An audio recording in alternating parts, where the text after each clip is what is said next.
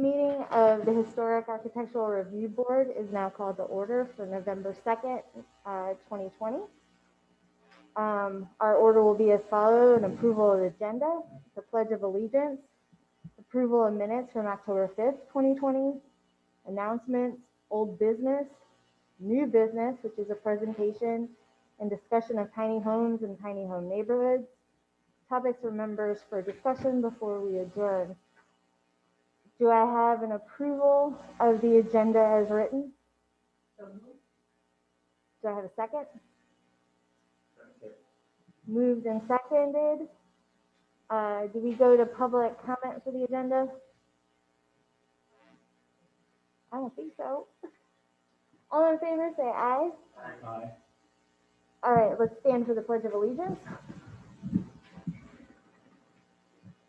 Pledge allegiance to the flag of the United States of America and to the republic for which it stands, one nation, under God, indivisible, with liberty and justice for all.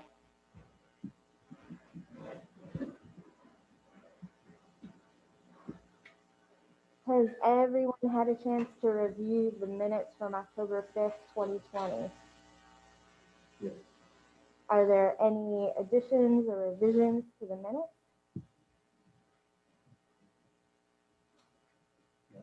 Do I have a motion to approve? Need to approve the minutes? Is there a second?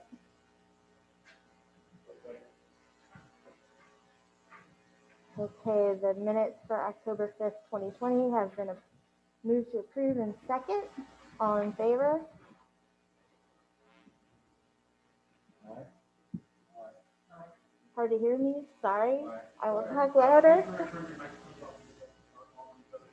Okay. Aye. Any opposed? The minutes for October 5th, 2020 have been approved. Any announcements?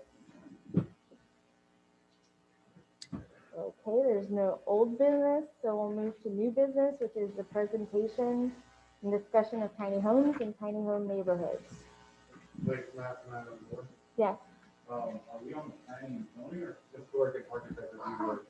we're on the wrong agenda. So we approved everything for the planning and zoning. Yeah, Okay.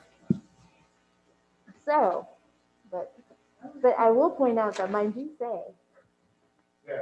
Historic. I was noticing the same thing as well. Okay, so let's back up a bit and go back to the approval of our agenda. We did the Pledge of Allegiance, so we're going to approve the minutes for August 3rd, 2020. Go to announcements, old business. We have new business, which is a certified local government program and informational update. Topics for members for discussion, and then the meeting will be adjourned. Can I get a motion to approve the actual Historic and Architectural Review Board agenda? Motion to approve. Second. All those in favor? Aye. Any Aye. opposed? So we have approved the actual Historic Architectural Review Board agenda. Has everyone had a chance to review the August 3rd, 2020 HARB minutes?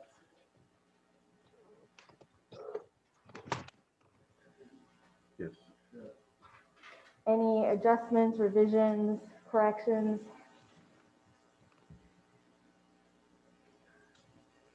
If not, is there a motion to approve the August 3rd minutes? November. August 3rd? Yeah. Yeah. Motion to approve. Second. I have a motion to approve and a second on the August 3rd, 2020 minutes. All in favor? Aye. Aye. Aye. Any opposed? The minutes for August 3rd, 2020 are approved. Any announcements for the HARB? And there's no old business, so we will now go to new business for the HARB, which is Certified Local Government Program Informational Update.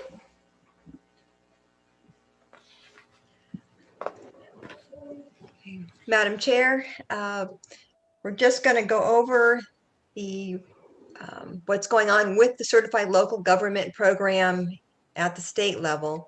and also just give you a brief overview to remind you of what that program is. Essentially, let me share my screen to show you that presentation.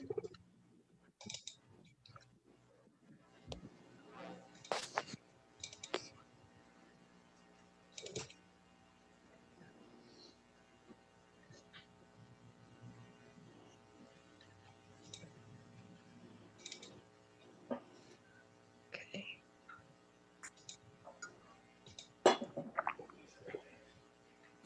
So if we'll go on to what the goal of the Certified Local Government Program, remember, is about preservation, partnering with different organizations through the different levels of government, as well as with your Main Street organization.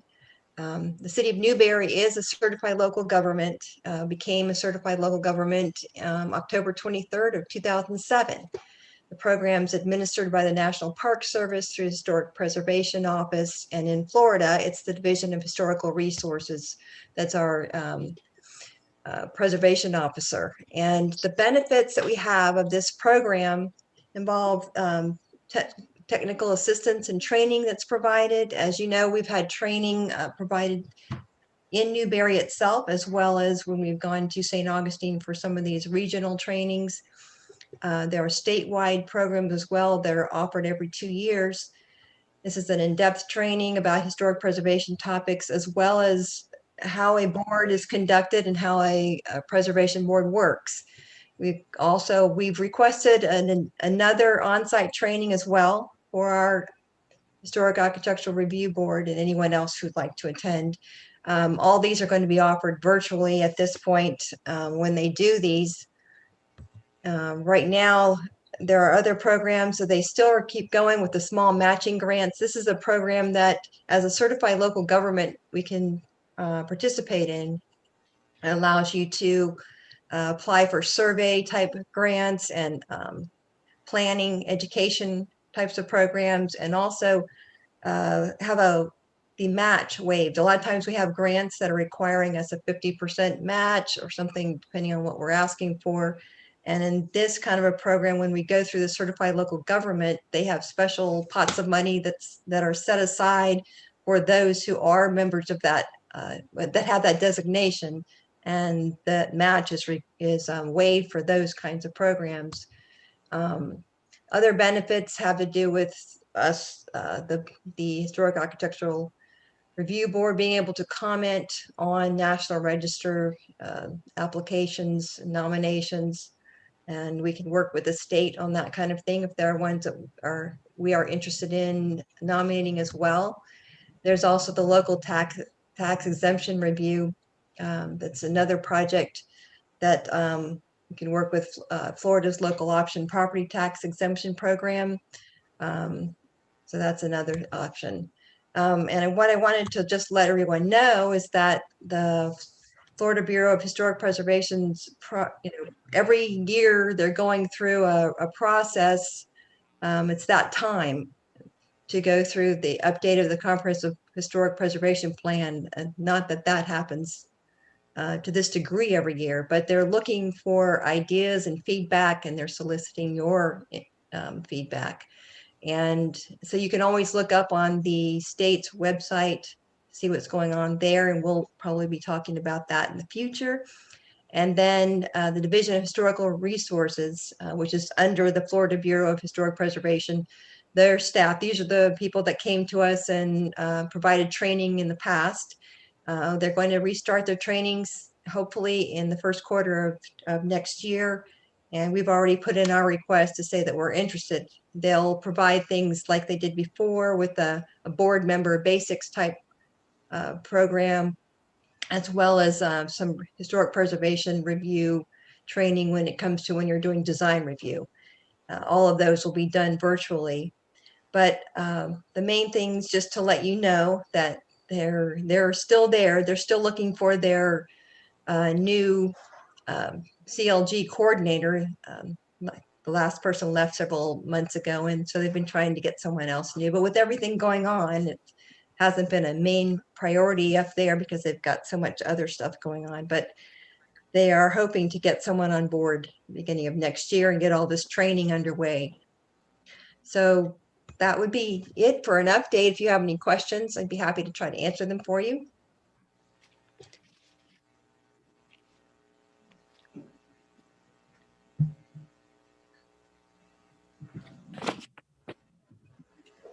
Anybody have questions?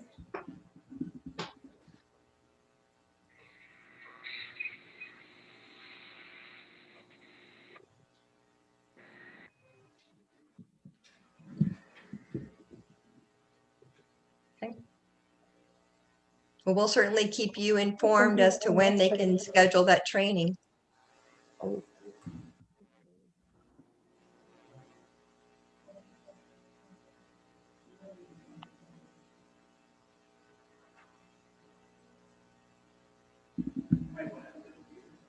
Wendy, could you repeat that, please?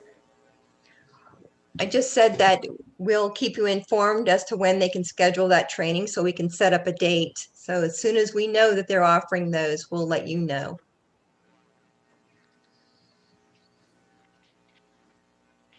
Hey, Madam Chair. How long is this train? Is the training similar to what we had before, where it was like a 2-hour session? Is it like an all-day session? Do we know approximately how long these take?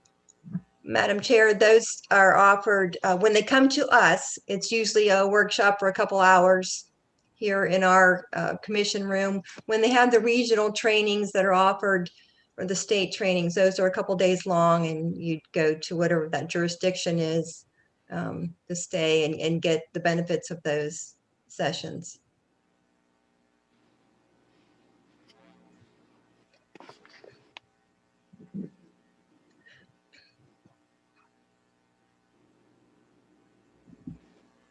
Okay, thank you very much. If there are no questions, I need to go back one more time because apparently I am rusty at running a meeting lately. And so for our Historic and Architectural Review Board meeting, we have Linda Woodcock, who's appearing by Zoom. Gavin Johnson is not in attendance, and we have Bill Conrad, Jessica Marzinski Baker, Naeem Merched, and Peggy Roy present in the commission room tonight.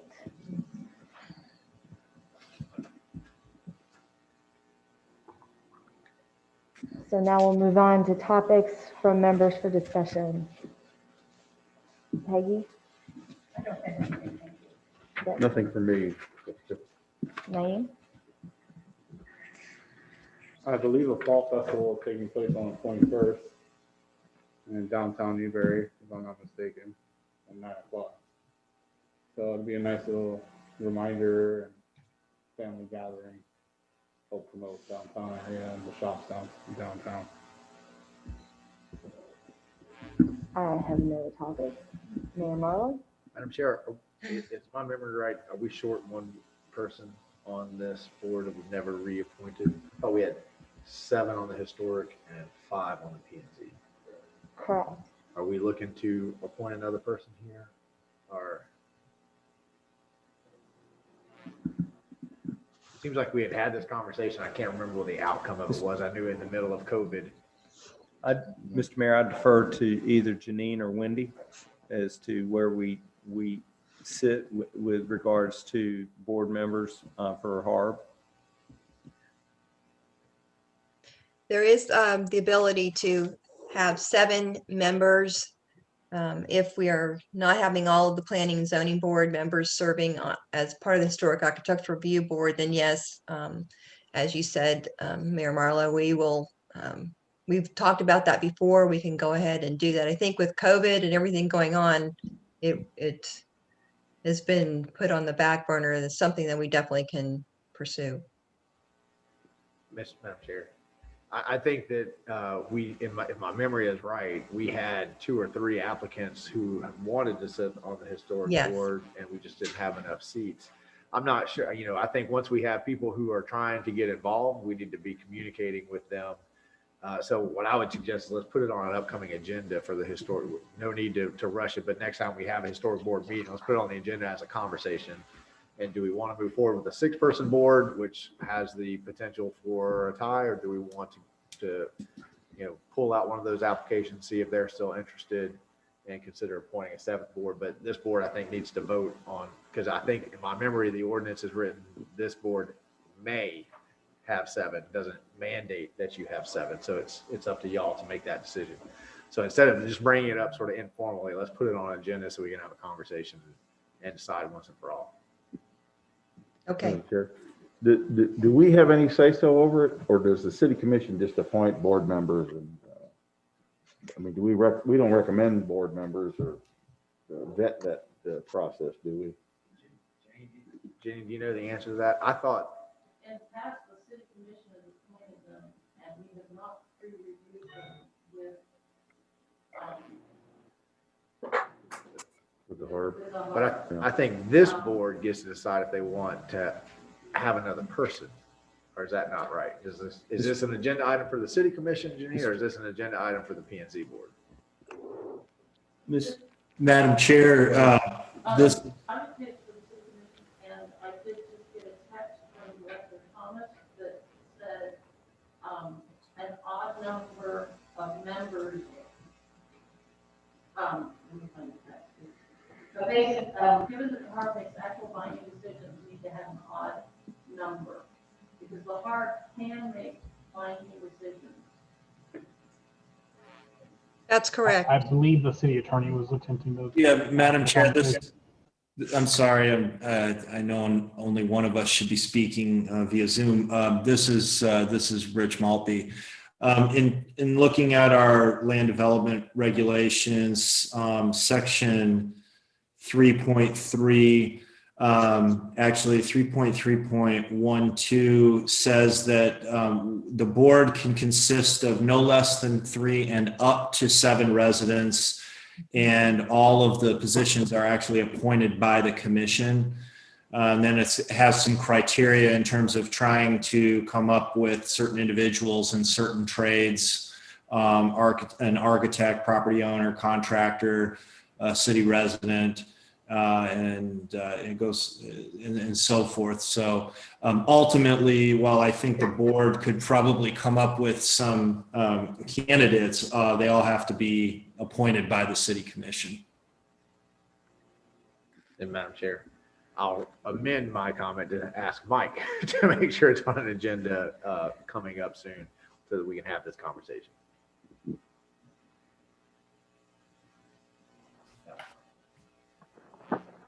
If, do we have public comment for this? Yeah. Any members of the public want to comment? Oh yeah, and Dallas is gonna put up the Zoom overlay, and there's a 30-second delay between what goes on here and what goes on Zoom. So we're going to patiently wait to see if anyone comes into the waiting room for public comment. Sure. Go ahead and please state your name in the microphone.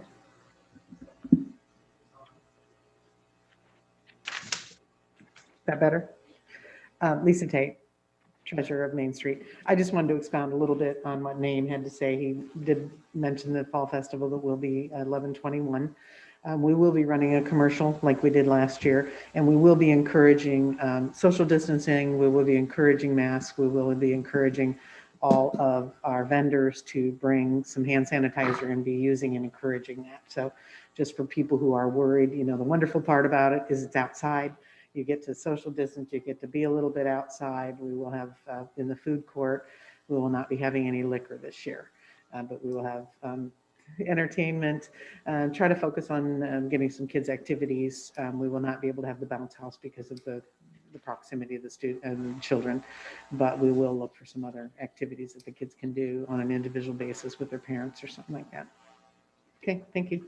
Madam Chair, I'd just like to make a comment to Lisa and Peggy and the members of Main Street. I drove through town coming here, and the decorations are all up. The hay bales and the downtown look really great. I assume that you guys are the ones that put all that up. Thank you. Yes, the design committee and Francis Bradley has kind of chaired that and headed that up and made a lot of that happen. Yeah. So we're real grateful Well, it that looks she great. stayed We involved. appreciate all you do. All right, thank you.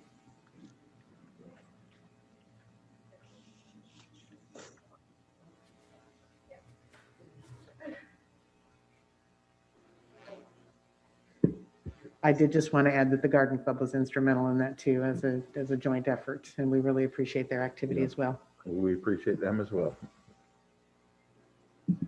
Dallas, is there anyone in the waiting room? No, ma'am, Madam Chair.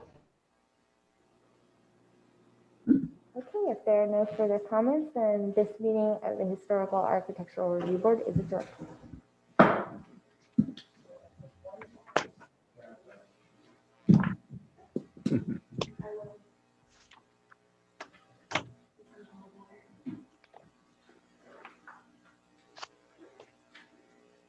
What time? 9:05. I think we're asking now. Are you gonna have, like, you know, like, setting roof area or all?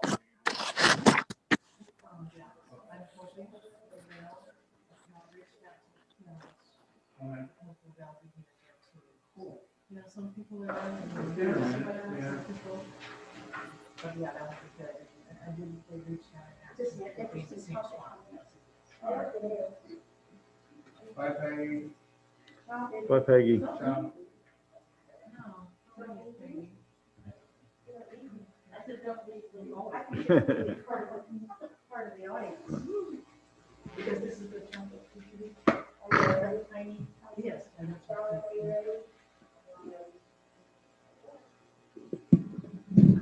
This meeting of the Newberry Planning and Zoning Board is called to order.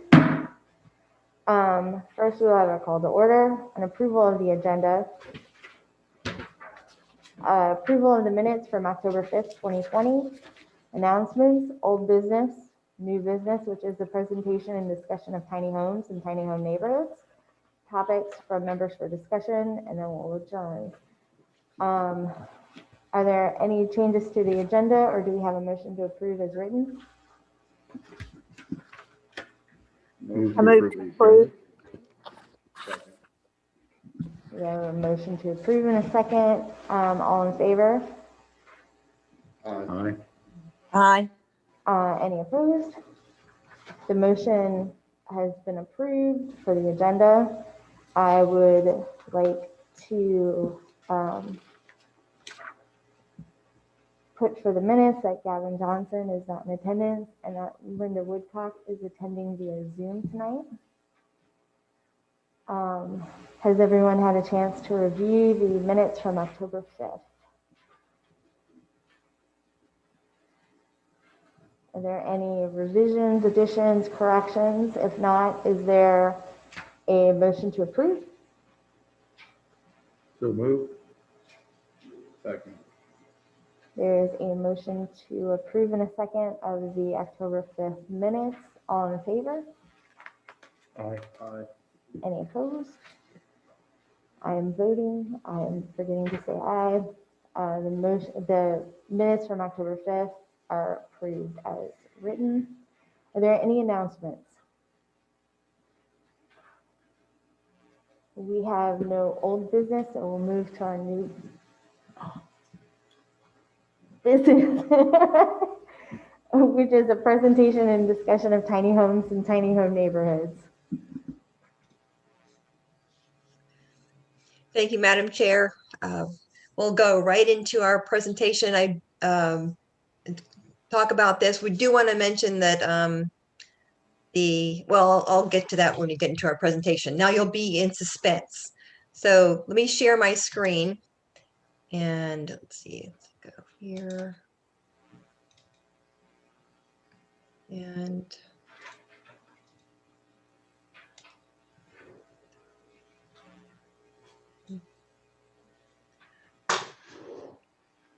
so we've got our discussion for tonight to talk about the tiny homes and tiny home neighborhoods.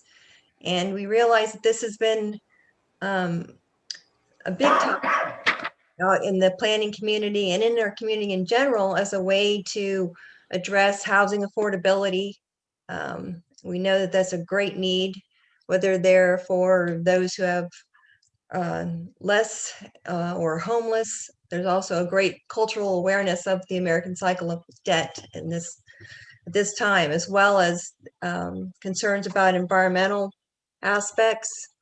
There are different considerations. Remember, we talked about when we were at the last meeting going to discuss some of these main concepts, that there are considerations when you think about a tiny house, about how it's constructed, whether it's on wheels or on a foundation and meeting the building code, or whether there are certain zoning and related standards for tiny home neighborhoods, and then also the aesthetic considerations regarding the tiny house.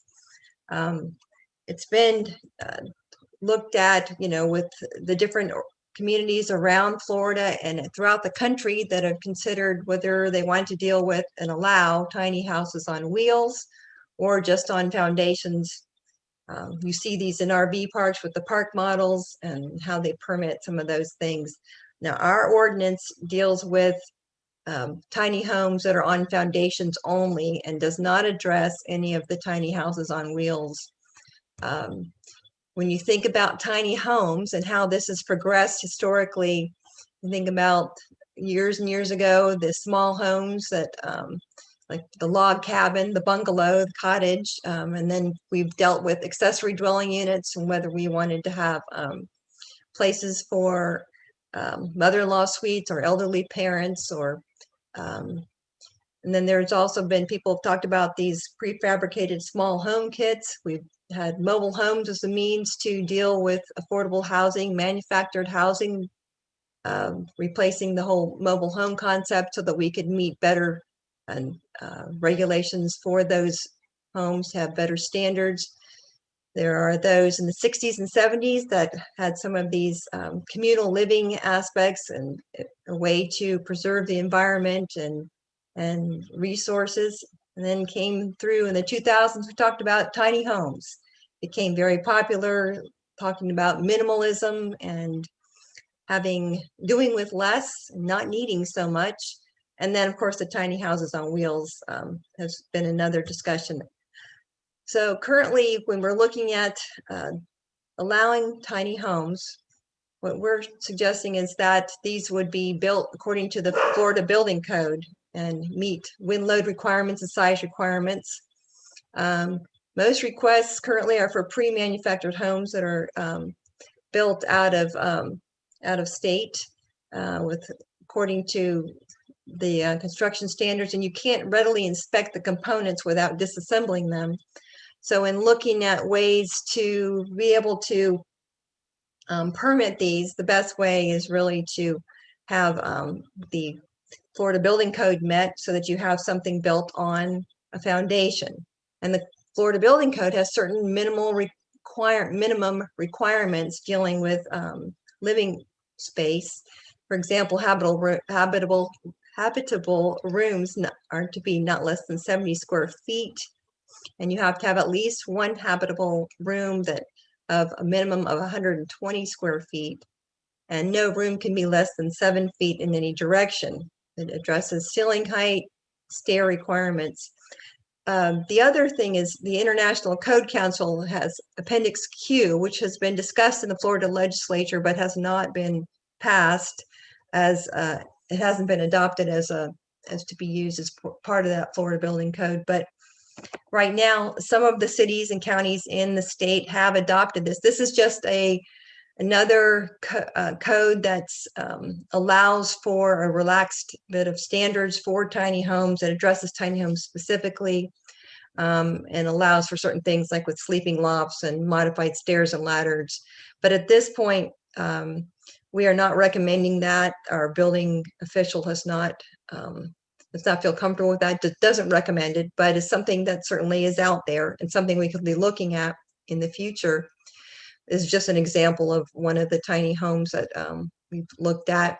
There are the different standards in the industry, the vehicle for park model standards when you're talking about RVs, but and the tiny homes on wheels. I have this in here just in case there's a need for that information, but we are not including those in our code. The modular home standards are important because we're dealing a lot with that kind of a home when they're brought and built on site. So they're designed so that they can be inspected and they can meet the Florida Building Code, and they have to be installed on a permanent foundation. So they're brought in and pieced together on that foundation. Some Florida-based tiny home companies are seeking to obtain modular home licenses to be able to build those. Some of the considerations that we have when we want to think about when we're designing a tiny home neighborhood and writing an ordinance is the different types of things that we address. Now, the first just shows an example. It's, for example, if you have a 400 plus or minus square foot area that you're using for a tiny home, and you have to figure that you may have some parking, some deck space, and maybe trees and gardens. Typical lot size might be around 2,000 square feet. In our ordinance, we look at whether it's on a public or a private road, and that dictates lot size as far as the width and depth of a lot. So we'll look at the ordinance in a minute. And I know you all have reviewed that, so we'll see if you have questions on that and some ideas on that with the draft ordinance. But some of the things that we want to address to make a tiny home community livable and a very good place to be is to be able to provide common open spaces that you don't just have a long row of little tiny homes, but you have some common open space. A lot of time that's central to the neighborhood, which is one of the concepts we've presented. Create lots that are extra deep or wide to allow more flexibility for home siting and variety in setbacks. Other considerations are having planting, landscaped areas in different locations, sidewalks, trails, curvilinear street alignments with median plantings, traffic calming. The idea is we don't want to, fill up every inch of that space, but we sure want to be able to have some amenities that make that community special. Some of the common storage building ideas of you might have a common building for a get-together area for your, you might have a kitchen area or a meeting center or a laundry facility or something that the whole group uses for those who are living in that neighborhood. And then other idea it's presented is for those who might have extra equipment or an RV or a bike or lawn mowers or any of those kinds of things, having you might want to designate, a developer might want to designate a common storage building or a little common area that those can be fenced and placed. This is just an example of a tiny home neighborhood. The draft ordinance that was sent to you that we're starting out with, and it's based on several different ordinances throughout Florida and elsewhere. The main things that you're looking at, the main concepts would be looking at definitions and which zoning districts are going to allow tiny home neighborhoods and whether it's by right or by special exception. General requirements, density, neighborhood size, any landscaping, and that landscaping is also part of our land development regulations update. I know that Commissioner Woodcock asked about that. So we are going to be looking at that. Hopefully it should be our December meeting and be able to look at some of those concepts to be able to update our code on that as well. And another issue is design requirements, whether you're going to have common areas, porches, parking, where you're going to have your parking, what kind of fencing, that kind of thing. So what I want to do next is I'd like to share my screen to show you the ordinance, and we can talk from that. So if we look at that, so on this, when we go through the ordinance, when you have that draft and you're going through on page 2 of that, if you have your draft, it starts out with the definitions and what a tiny home is. And what we have here are the main things, the most important things, really think about, this is what we're proposing, is that it could be it's a principal single family residential unit. It's on an approved foundation, complies with the Florida Building Code as to minimum living space requirements.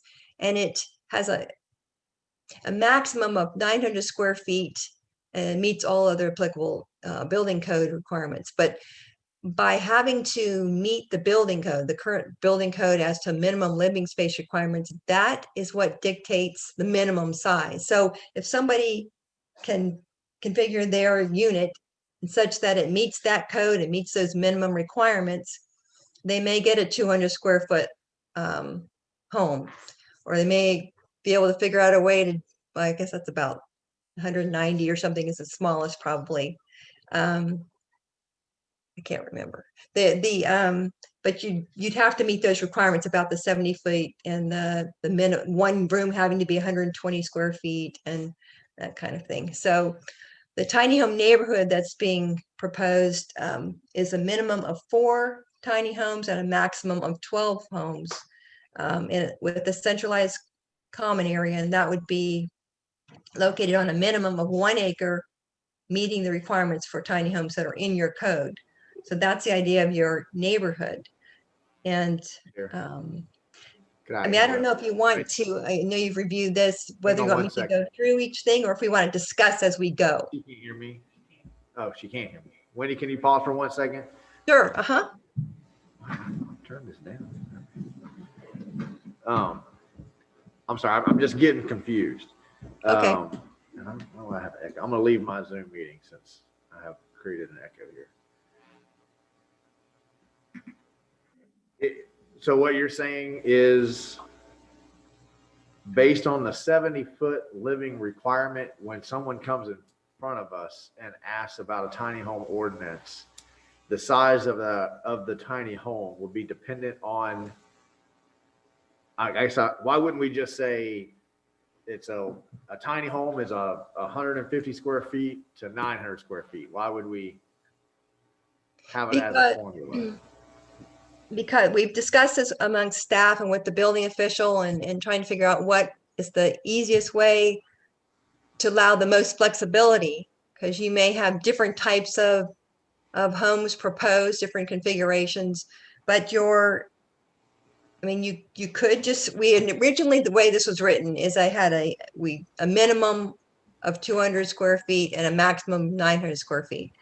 But the discussion was that the requirements being a room that's 70 square feet and one that's a minimum of 120 square feet. It is possible theoretically that somebody may be able to configure their home to be 190 square feet. Remember that, I mean, you could set that as 190. The idea was that if things changed or became more flexible, that as long as they met the code, that was the main thing. But it also depends on maybe perhaps what they have in their room or the type of room, or maybe I guess that's the crux of my question. Gainesville has 1 room tiny homes down to 150 square feet. So this seems overly complicated to me. Well, we can certainly just say this is the range, or put the maximum on it, and once you're over that, you're not in a tiny house anymore. Now you're in to a regular house. Well, so every developer is going to have to come to us and say this is, and explain why their house or their neighborhood can be 190 instead of something else. I guess that's what I'm not quite. No, from my understanding with the building official, our building official said that would be the best way. It doesn't mean that you can't put a requirement, but all they would it's when they present that floor plan and what they're proposing, they go through, the building official checks those, the building inspector, to see what the plans are saying as far as the square footages, and that they meet the requirements for the types of rooms and what's needed. And they'd rather do it that way than to specify a minimum. But you are right, it makes it very simple And for the average person who doesn't know all of this, just to know that it starts out at a certain square footage, and that certainly can be done. It's just, this is for discussion for us to figure out what's best, but this is the staff's recommended draft at this point. But Absolutely, I get that. That's why I'm just trying to wrap my head around understanding it. And I'll yield the floor to the manager. Mr. Mayor, if I understand correctly, and I think there's another microphone on, I hear an echo. If I understand correctly, Mr. Mayor, we were talking about, as Wendy said, when staff met, we were talking about a minimum and what that minimum should be. And the building official brought up that Florida Building Code doesn't have a minimum for homes, but it does have a minimum for a room size.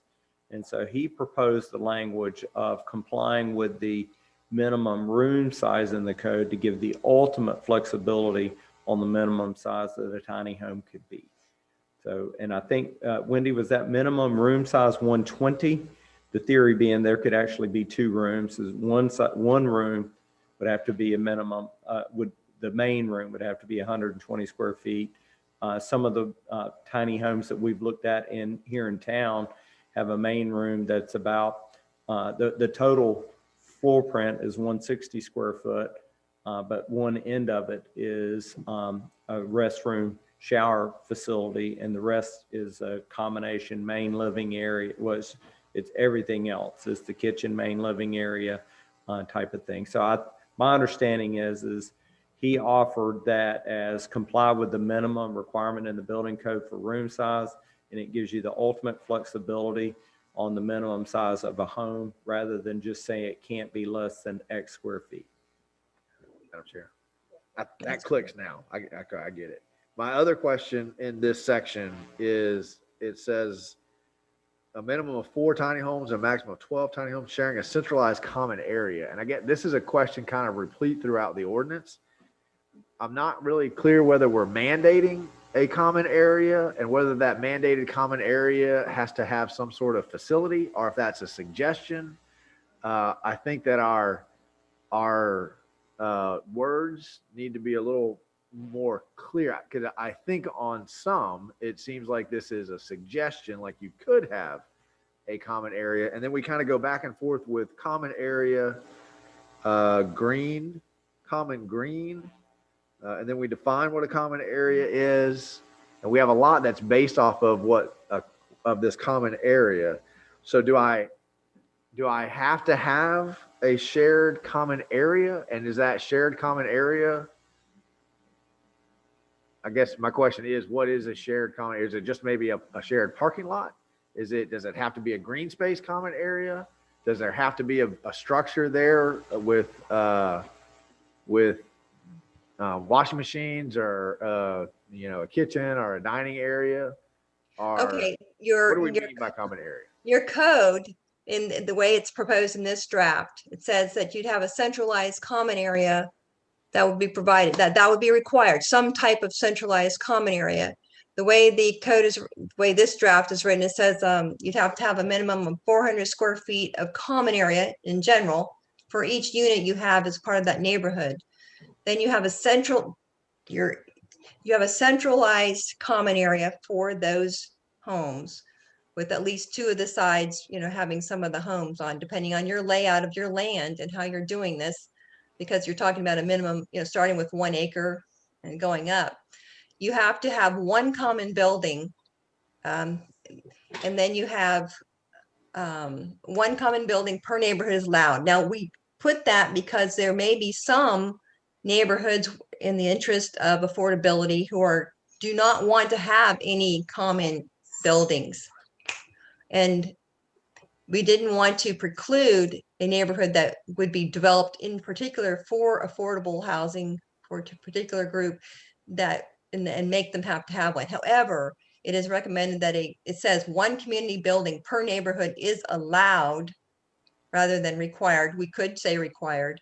And then it goes on and says that common community buildings are things like a clubhouse, a common dining area, laundry facility, sleeping quarters for guests or storage. It does say that the maximum size of a community building is 2,500 square feet, and they have to meet all building code requirements. The idea is to provide some minimum standards and some minimum requirements and some options, because to make it affordable, if we're just trying to provide that, still have some aesthetic appeal, some usefulness.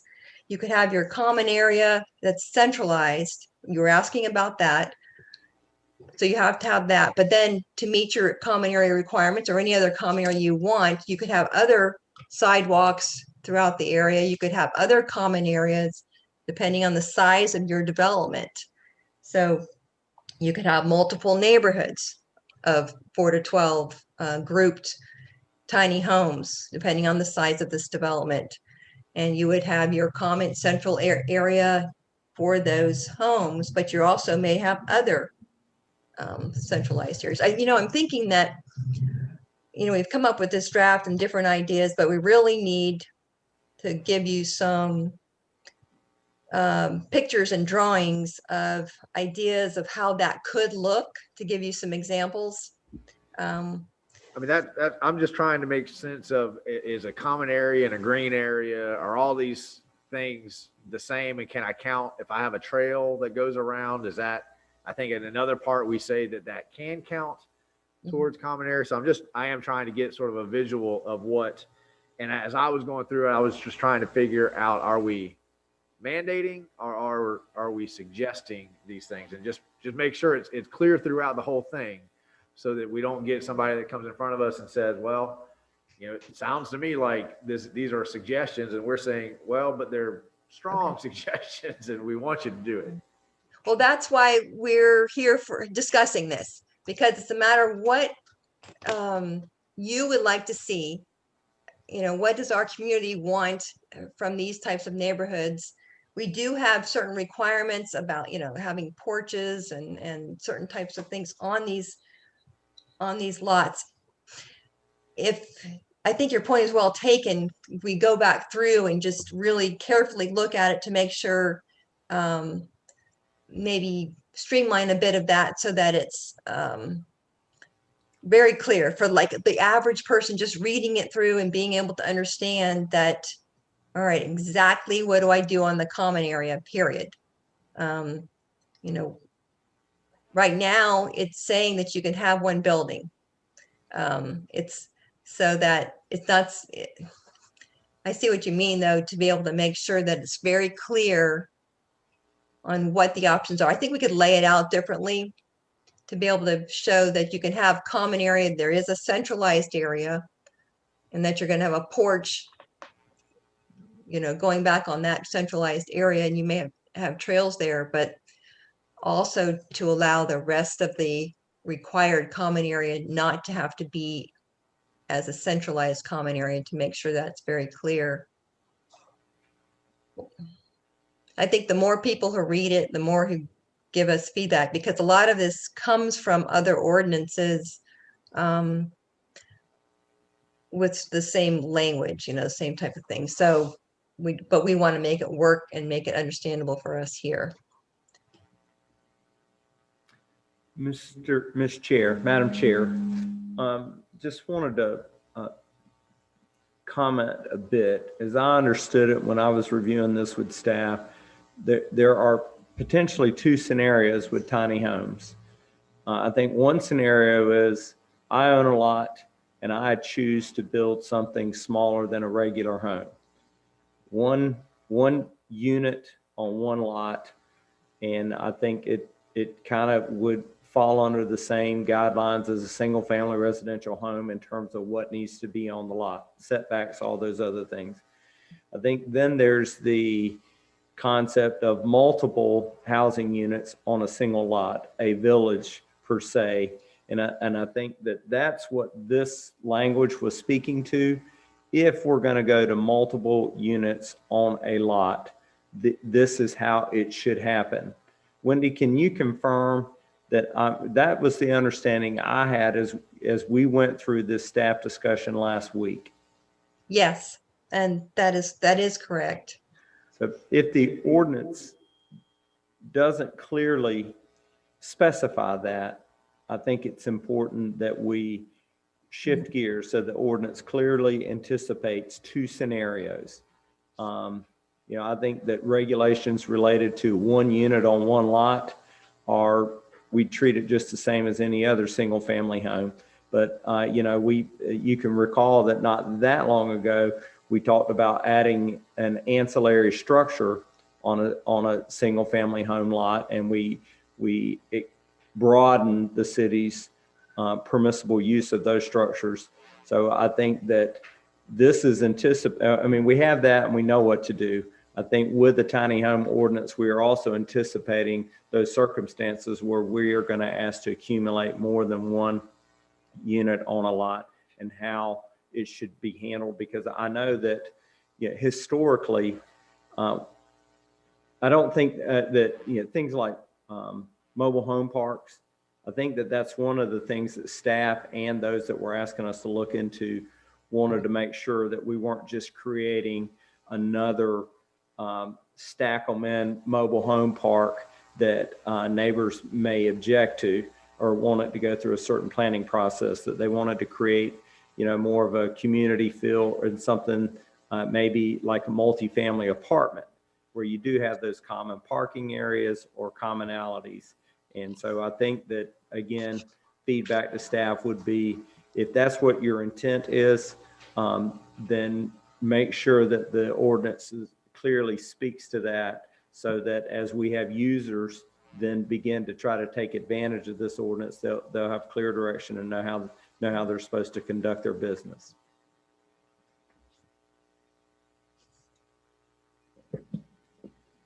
Chair, are we in the discussion phase now, or do we still have more of this Wendy's presentation to look at before we start discussing it?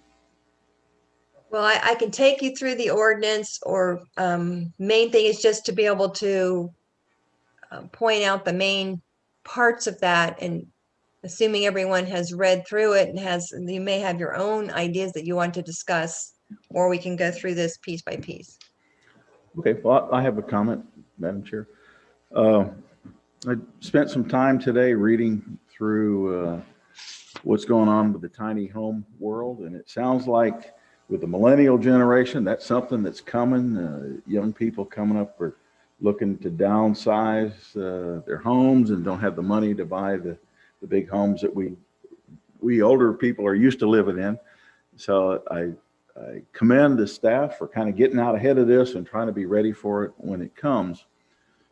But still, I feel kind of overwhelmed because I've never seen a tiny home development, and here we're proposing that we write an ordinance that specifies as room sizes and common areas, and really I don't have any idea because I've never seen something like this. But I feel like we have a process in place that could accommodate this. We have the planned unit development, which basically says you can take a blank sheet of paper, throw up all of our zoning ordinances, and design your own zone for the unit you want to develop. If you want a developer comes in and says, I've got a couple acres and I want to put 12, 14 houses per acre on there, and here's my plan. And I want to make a development that has small houses all facing a common area that has a park and a swimming pool and trails and common parking area for the cars. And we look at it as a city, as planning and zoning, and say that is something that would be desirable for our community, then we could approve that as a PUD.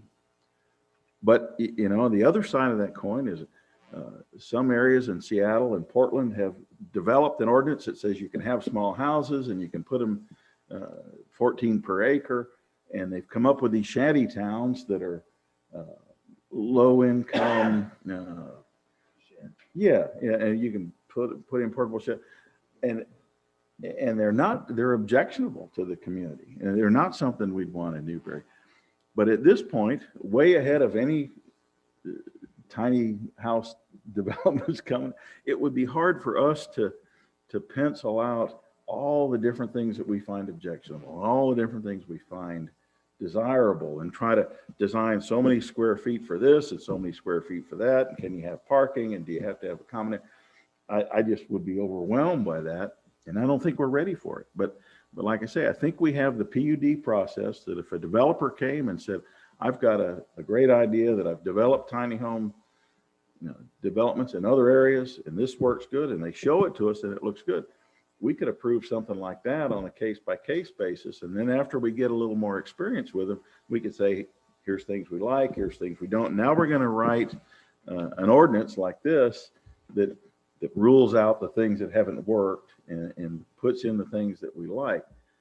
But I don't feel like right now, being Newberry and not having seen any developments like this or knowing what to expect, I think we're maybe getting a little too far ahead of the game trying to write an ordinance that specifies how many square feet we can accept and what we want to have in the common area. We don't know what we're doing in that area. But like I said, I think we have a process that can accommodate it.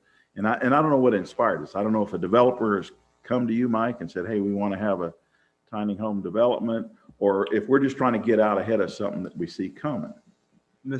Madam Chair, the City Commission asks us to bring back an ordinance related to tiny homes and development of tiny homes in Newberry.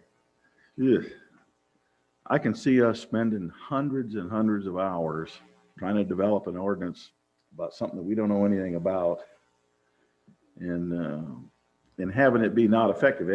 We could write an ordinance, hundreds of pages, and somebody could still come in and say, I can see a way I can put my little shanty town in here and meet all these requirements and still get around that. Madam Chair, our staff didn't create the suggested ordinance or the presentation in a vacuum. This has been done all over Florida, and as I understand it from Wendy and Brian, they looked at 20 different tiny home ordinances to get the document that you see in front of you.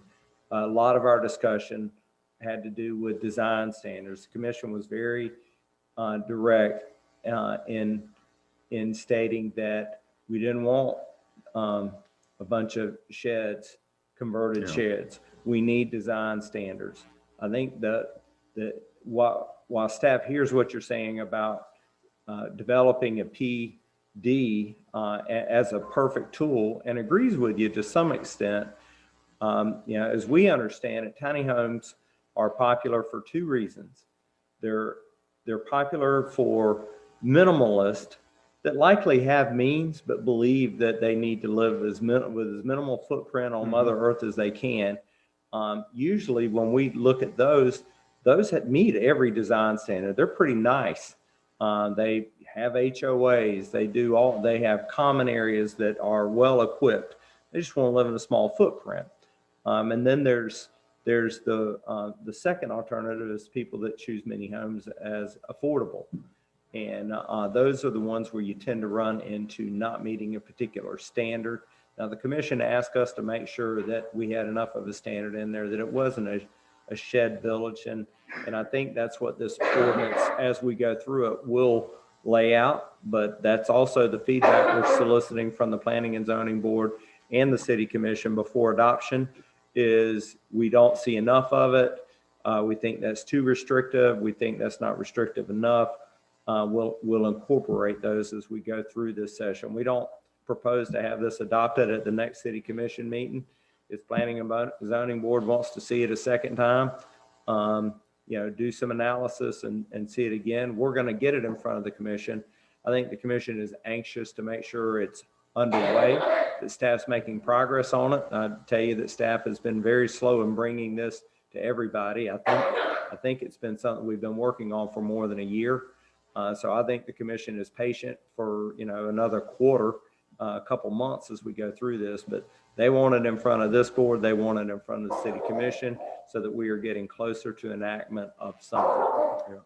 Well, I like what you said. I wish I had a recording of that and we could kind of put that in front of the commission as a recommendation that, we don't know all the specifics of these types of developments, but we know that we want to meet the first criteria, which is people that want to downsize and want a nice community.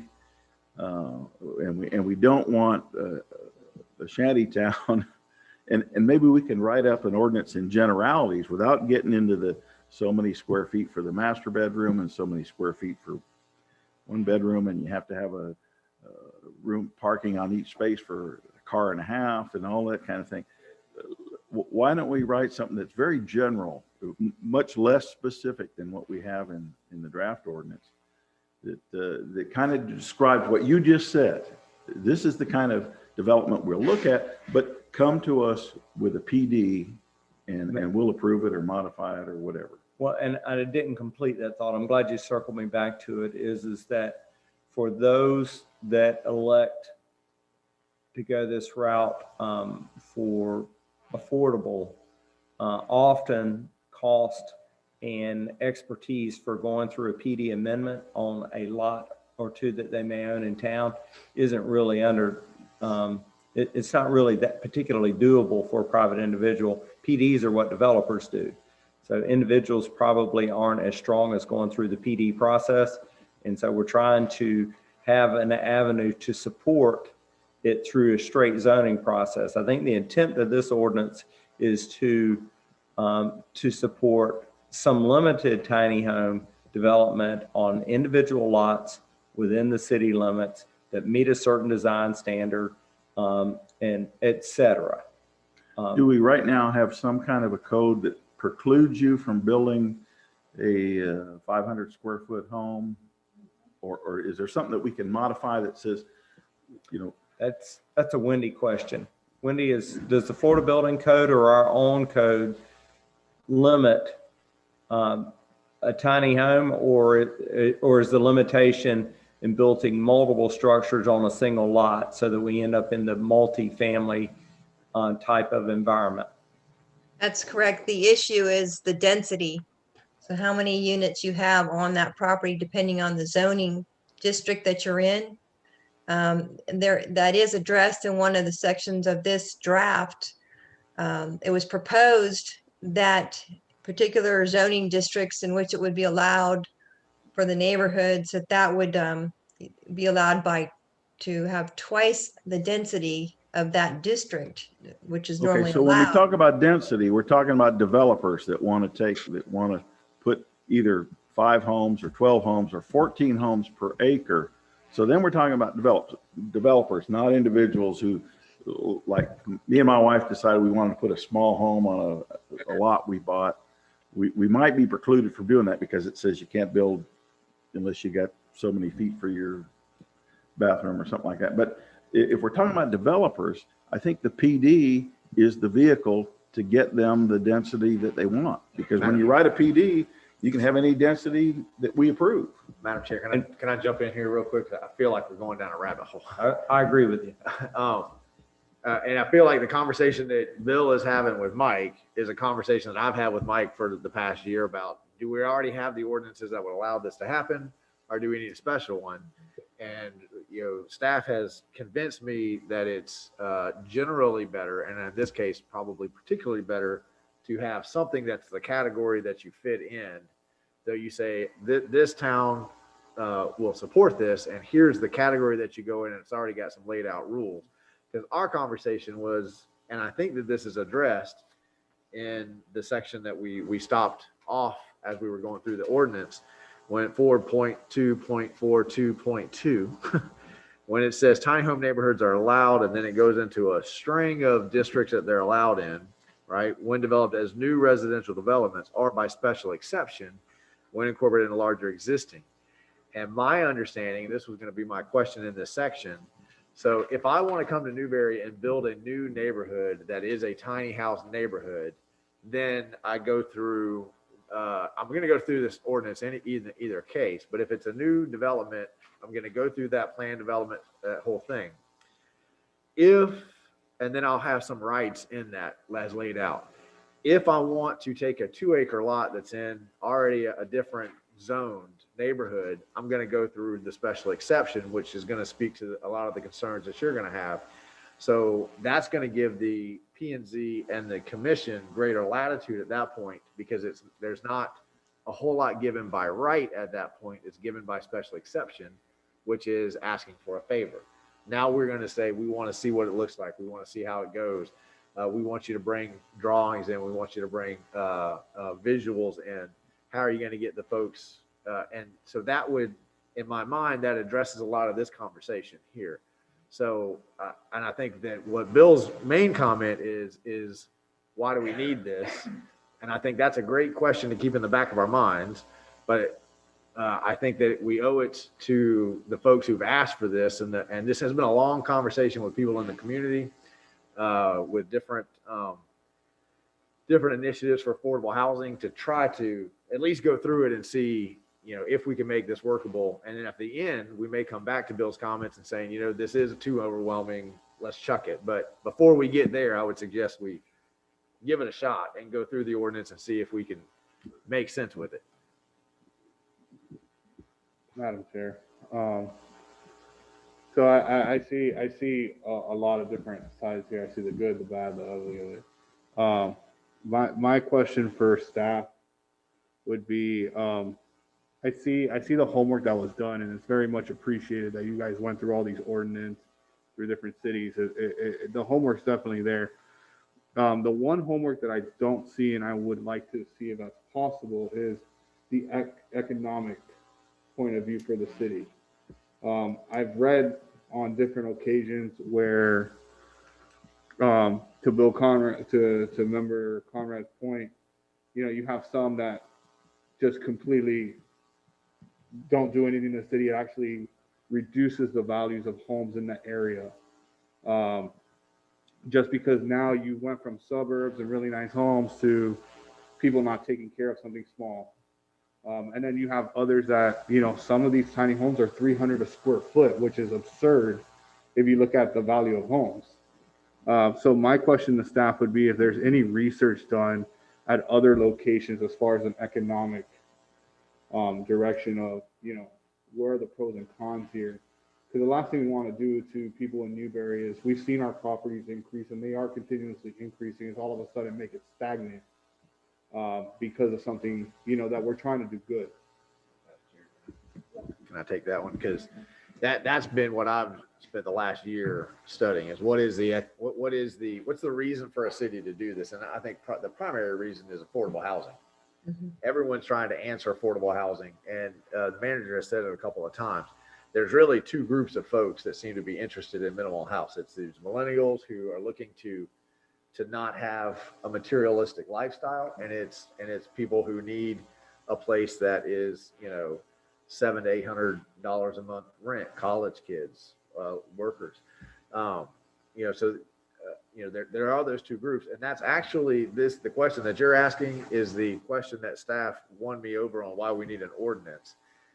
Because if you don't have the ordinance, it's really, really hard to empower staff to force developers into making this nice. So a lot of the places that you go to and you see, it's kind of like a shed park. They just cut a hole in the wall and stuck an air conditioner in there. There is no ordinance. They were just sort of piecemealing it together. The city was piecemealing it together, and there was no real way to hold the developers to a standard. So the needle here that we have to figure out is how do we allow something that will potentially, we have people that work in the city of Newberry who live in Hawthorne because there's no affordable housing here. You have college kids. I think that we have some people, some elderly people in Newberry that would, that are kind of getting into the minimalist lifestyle. And so I think that what we're trying to do is figure out a way to allow that, right, to work with those folks, but not allow the shed park. And that's where we get into some of this. When I was reading through it, that's the language that I was looking at, was the special exception clauses where we can say to somebody, you show us a picture of the house you're going to build, not a blueprint. I want to see, an actual rendering of what you're going to do. Bring me engineering plans so I can see how people are getting in, where they're going to park. And then the new neighborhoods where we can empower staff to have that power and say, you bring in the renderings, you look at it, and then they bring it to you guys and say, this fits, this is approved, this looks nice. And so, but these do they're complicated. I think they can be done very, very nicely. But again, I think staff has convinced me that the difference between the communities that have them really nice and the communities that end up with something that's not so nice. I don't know if anyone's been to Williston. Williston beat us to the punch with tiny houses, but they're not what I would want to necessarily approve. They look more like sheds to me. Now, I'm not judging, right? Every community is fine to have whatever they deem is okay for their community, but I would want Newberry's tiny homes, if we get there, to be held to a little bit higher standard. So I have a question for staff that actually kind of pertains to that, though it's less economic and more building code. What are the building codes for something like a tiny house as it pertains to hurricanes?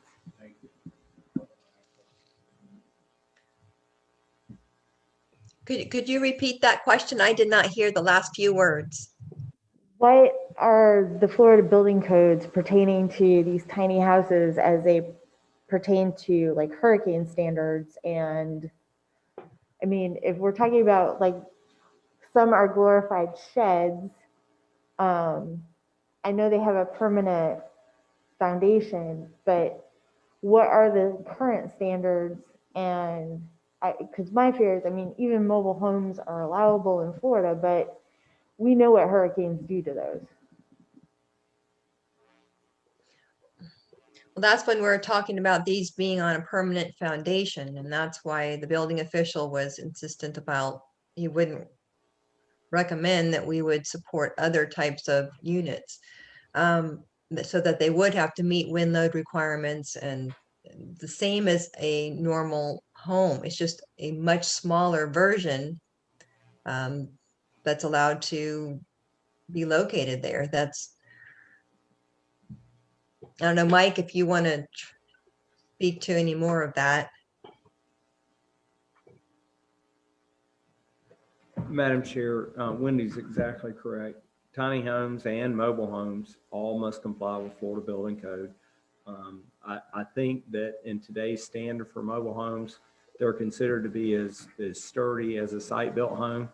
I think that we recommend that if you live in a mobile home that you evacuate in the face of a storm. But everything that's being proposed in this ordinance should comply with wind load standards and storm standards and the Florida Building Code.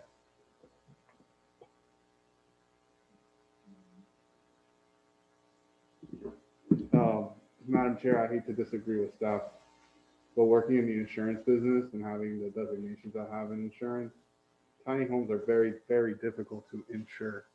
Mobile homes are actually easier to insure than a tiny home. Don't ask me why on that.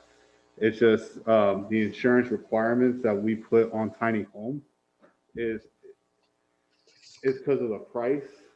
It's like pretty much almost pricing a car. I mean, mobile homes cost more than a tiny home. That's my concern when Madam Chair, when you brought up the hurricane standard. I do believe that they could be stronger than a mobile home, but that is a concern of if it's underinsured, we're talking about a disaster zone and someone just walks away from a $20,000 tiny home. Now what? The city's stuck with that. Versus someone taking more care of a mobile home or a manufactured home. Madam Chair. Go ahead, Mike. Madam Chair, I can't speak to the practices of the insurance industry. I can assure you that you cannot build a site-built tiny home without getting a permit through our building department, and at the end of it, it will comply with Florida Building Code or be permitted through as modular homes are kind of permitted by a different entity, that all comply with Florida Building Code regardless of what the insurance industry thinks about that.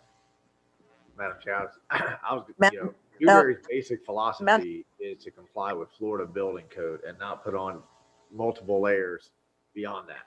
So I don't want to get us off on another rabbit hole because, on every other thing, all we do is say we want to comply with Florida Building Code. We're not going to go beyond that point. So I'd like us to hold that sort of policy consistent through.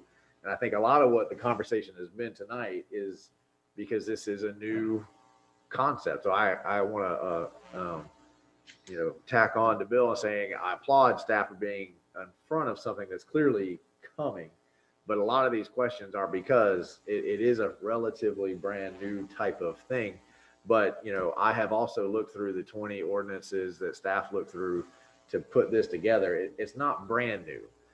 And the ordinances from the cities that this is pulled from are ones I believe that have worked through a lot of those growing pain concerns. And so there's things in here that the more conservative, smaller government side of me says, well, why would we have that? But then the side of me that says, because if you don't have that, it's going to turn into a shed park. Says, okay, we have to hold this to a little bit higher standard. So I just want to, if we're going to comply with Florida building code and everything else, I think that should be the line here as well.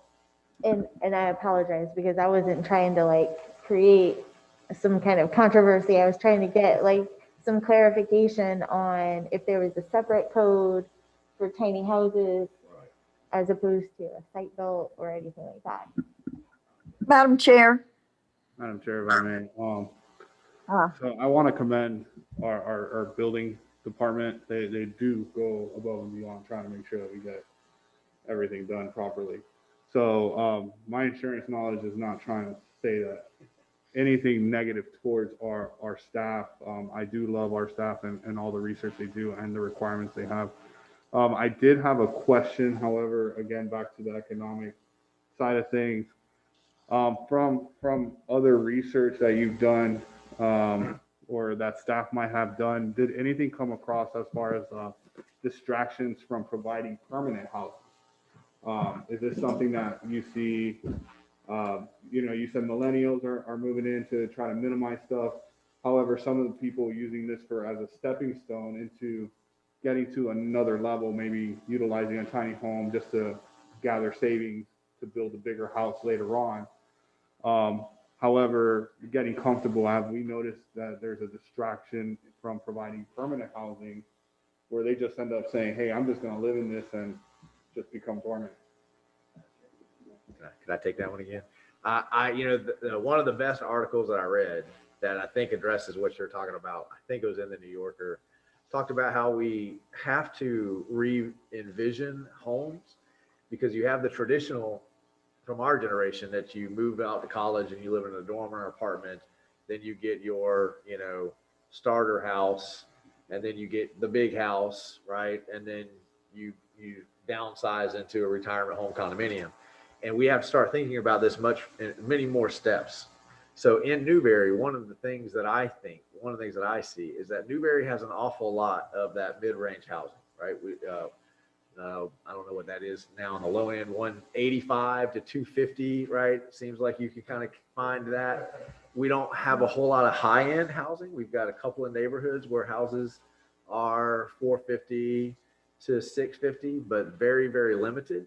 And then we have, I think we have quite a bit of low-income housing, but the low-income housing is not done in a very attractive manner. I think this could be a way to do low-income housing in a more attractive manner in a wider variety of applications. But there's nothing in my research that says that when you offer tiny homes that takes away, it fills a gap. It doesn't take away from any other category. It just fills, a lot of the people that would buy a tiny home, if there's not a tiny home option, they buy an RV and they live in a RV park. And maybe that's not what they would want to do. The ones in Wilson, I don't think they have a tiny home ordinance. I think they're actually on wheels. And so it counts as an RV park. And that's one of the things I think we need to clearly distinguish is what is an RV park and what would a tiny home neighborhood, what would keep those as being distinctly different. So I think that answered your question. I haven't found anything that says the community that builds tiny homes sees a precipitous decline in other home construction. And they're usually, and I don't think I mentioned this before, usually when you have tiny homes, your downtown businesses, because tiny homes aren't, the mortgage is lower, the utilities are lower. So, and people, the idea is I'm really only there to sleep, right? And I've got a porch to be outside. So they spend much more time going to restaurants, participating in community activities, those kinds of things. So there's a little bit of economic data to suggest a boost to your local economy. I appreciate that. And the last question I think I have here, unless, is what area would we be really looking at? I mean, I know it's a little far-fetched right now. We're just going with the ordinance here, but is there a particular area that staff, has an idea or that we as a city are looking at to designate as a tiny home area? Is it going to be next to the school? Is it going to be away from the schools? Or... Well, and Madam Chair, that was my question in section 4.2.42.2. If you could, and I, I'm more of a linear thinker. So if we could, where, Wendy, according to this draft ordinance that we're here just to kind of kick around and discuss, where would tiny homes be allowed by right? And where would they have to be, have to go through a special exception process? Let's say I'm in downtown Newberry, urban core. I got a 1.2 acre lot with, old residential houses around me. Would that be special exception, or could they go in there by right? The way it's written, if you're in a zoning with RSF at 2 or 3, or 1 or 2, excuse me. So any of those areas would include that.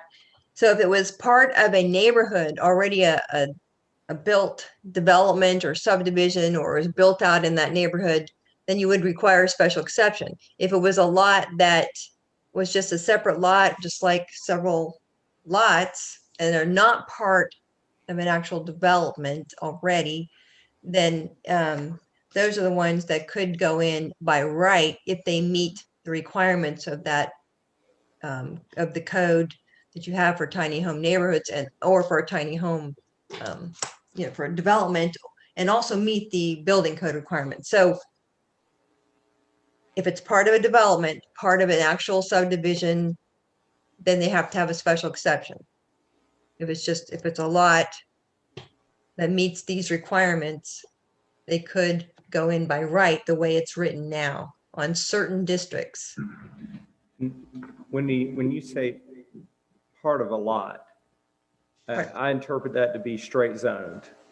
In an area that is straight zoned, it would be allowed by right or by special exception. And if it is a PD, say Country Way or Country Way Town Center, then that's got to be incorporated in the PD document and would be entertained by special exception. Am I understanding you correctly? That's correct. So but it could also be a straight zoning neighborhood, which is a subdivision, where someone wanted to go in. It's a development, the subdivision that's built, maybe it's mostly built out, but it's an actual recorded subdivision that they would still have to get a special exception to go in there. If it's not part of that, or it's a totally new development unto itself, that's not part of an existing subdivision or planned development, then yes, they would go in by right. So for clarification, because I think this confused me more than it. If it's a planned development for tiny houses, then it's allowed. If it's a already platted subdivision, we would have to approve an ordinance to make it okay by special exception, as well as by the HOA stuff, but that's another beast entirely. And which of the other zoning districts would it be allowed by right instead of special exception? You go through your draft, it states on, let's see, the last couple pages have the list and what's allowed, but let's say if you go to page 14 of your document, where Mayor was saying with the 4.2.42.2, because of the way this section goes in your supplementary regulations, so which is the only place it could go at this time, but we hopefully will clean all these up so we won't have to have all these numbers like this. But this states that tiny home neighborhoods are allowed, it would be allowed in agriculture, the RSF2 and RSF3, which are the minimum 10,000 square foot lots and the minimum 7,500 square foot lots. The RSF mobile home 2 and 3, same thing, residential mobile home park, residential multifamily districts. Those are allowed to develop by special exception when you're developing on a lot that's part of a larger existing residential subdivision in those districts. So if you're going into those zone districts, that's straight zoning, and there's already an area there that's pretty much developed or partially developed, and you're taking a lot or two out of that, you're going to need a special exception.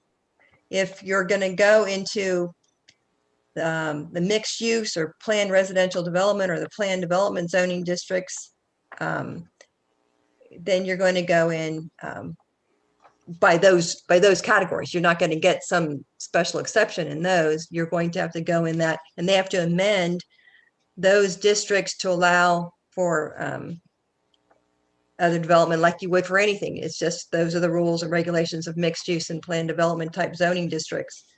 Or you can go in and do a new development as part of your own separate planned development or your own separate mixed use. You can always be a part of that. But so if you go in and you look at that section where it reads that and talks about which things you would have to have a special exception. Okay, so let's go back through that and make sure we understand. So tiny home neighborhoods are allowed in that first list of districts. The residential single family 2 and 3, the residential single family mobile home districts, those would be allowed in a new residential subdivision, straight zoning. They go in. Or they can go in by special exception if you're taking some lots part of an already existing development. So in other words, if you're going into a subdivision it's already created. So just think of it as your own separate lot, your own separate property that you're creating in development, straight zoning. If you're going to go into an area that's developed and has a lot of residential units, you're going to need a special exception. Wendy, I like the way you just said that. And I'm not sure that what's in front of us necessarily gets that to me.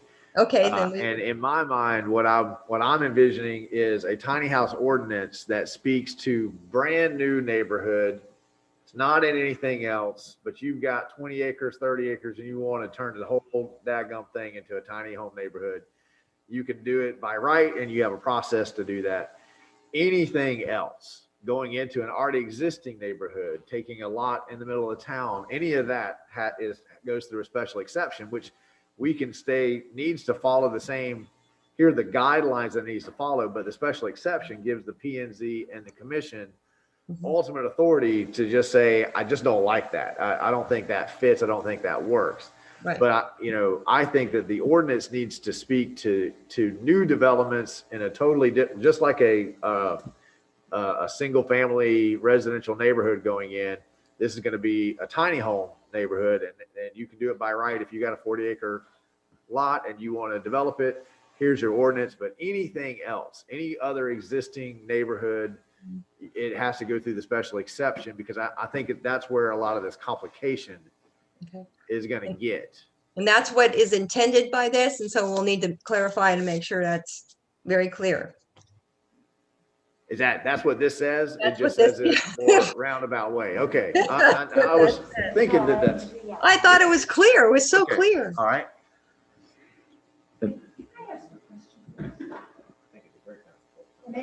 Public comment?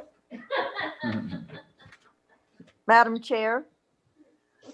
My understanding of what Wendy just said is if it's not a developed neighborhood in existence, if it's just a neighborhood like where I live, the block that I live on actually has an empty lot. would it require a special exception to build a tiny house for just a tiny house on that lot if a person wants to put it there?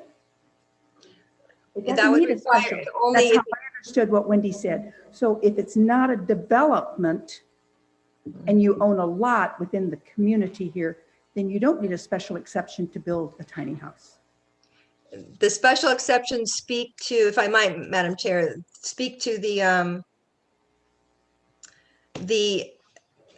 special exception requirement has to do with developments that are part of, if you're going in to put a neighborhood in, it's about a neighborhood. If you're talking about a single tiny home, you have to meet building code requirements and all the setbacks and everything required by that normal code for that district. A tiny home is just a smaller house, but it's got to meet all the code requirements. I mean, that's what my impression is from talking to staff, is that was my understanding. And that could happen now, no matter, without any code or any requirement for new ordinance of anything. If I could just make a comment.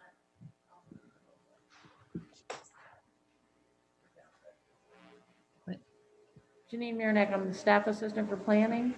I can name 2 different instances where I have talked to landowners about putting a tiny home on their existing parcel, one tiny home. And we have said, got to meet setbacks, you know, but it's perfectly fine. And one is actually on the north side of the city, above some of the subdivisions. And in my memory, it's like an 1.5 acre lot or something. Maybe it's a little bit bigger. And because it is on city utilities. And the other is south of the city. And in my memory, it's a 16-acre or something lot. And it's exactly what Naeem said. Young couple, they want to build a tiny home and move into it and save up money, and then later make that tiny home the ADU to their final home. Madam Chair, can I ask Janine a question? So is there any reason we can't allow that young couple to build a small house on a, so No. there's no problem, right? We don't need an ordinance or anything like that. They want to build a small house. We don't have any minimum house size requirement. They just We have have to meet the maximum. Florida building code, Right. which is exactly what Wendy's been describing, the minimum room size, you know, that kind of thing. Yeah. But, yeah. And Okay. we have told them that. And if we're moving to public comment, we should have Dallas put the sign up so that people can call in as well. Crazy. Madam Chair? I believe Member Woodcock was trying to make a comment. Yes. Sorry, Down. sorry. Can you hear me? Yes, ma'am. All right, good. I'm the one that can never remember if I'm muted or not. And again, let me commend the staff for all their hard work. I just have a few questions. If we're going to have a tiny home development as such, I don't know how much a tiny home costs, but are these, is there a possibility that a developer could come in and with government funding could build a tiny home village, if you want to call it that, and these would not be resident owned. They would all be rental units, and I would assume they would have to have a manager on site. And I know you can't answer that. I'm just saying that's something I think we need to consider. Are these, if they're residential owned, then the resident is paying taxes for whatever, and they're following city guidelines as individuals. So that would be okay. But are banks loaning money for these homes? Can you get a $50,000 loan to build a tiny home? I don't know. And I'm wondering also, I don't know where near us this might happen. So if when we come back again, maybe if there are developers that are interested, you could give us like north, south, east, or west or something.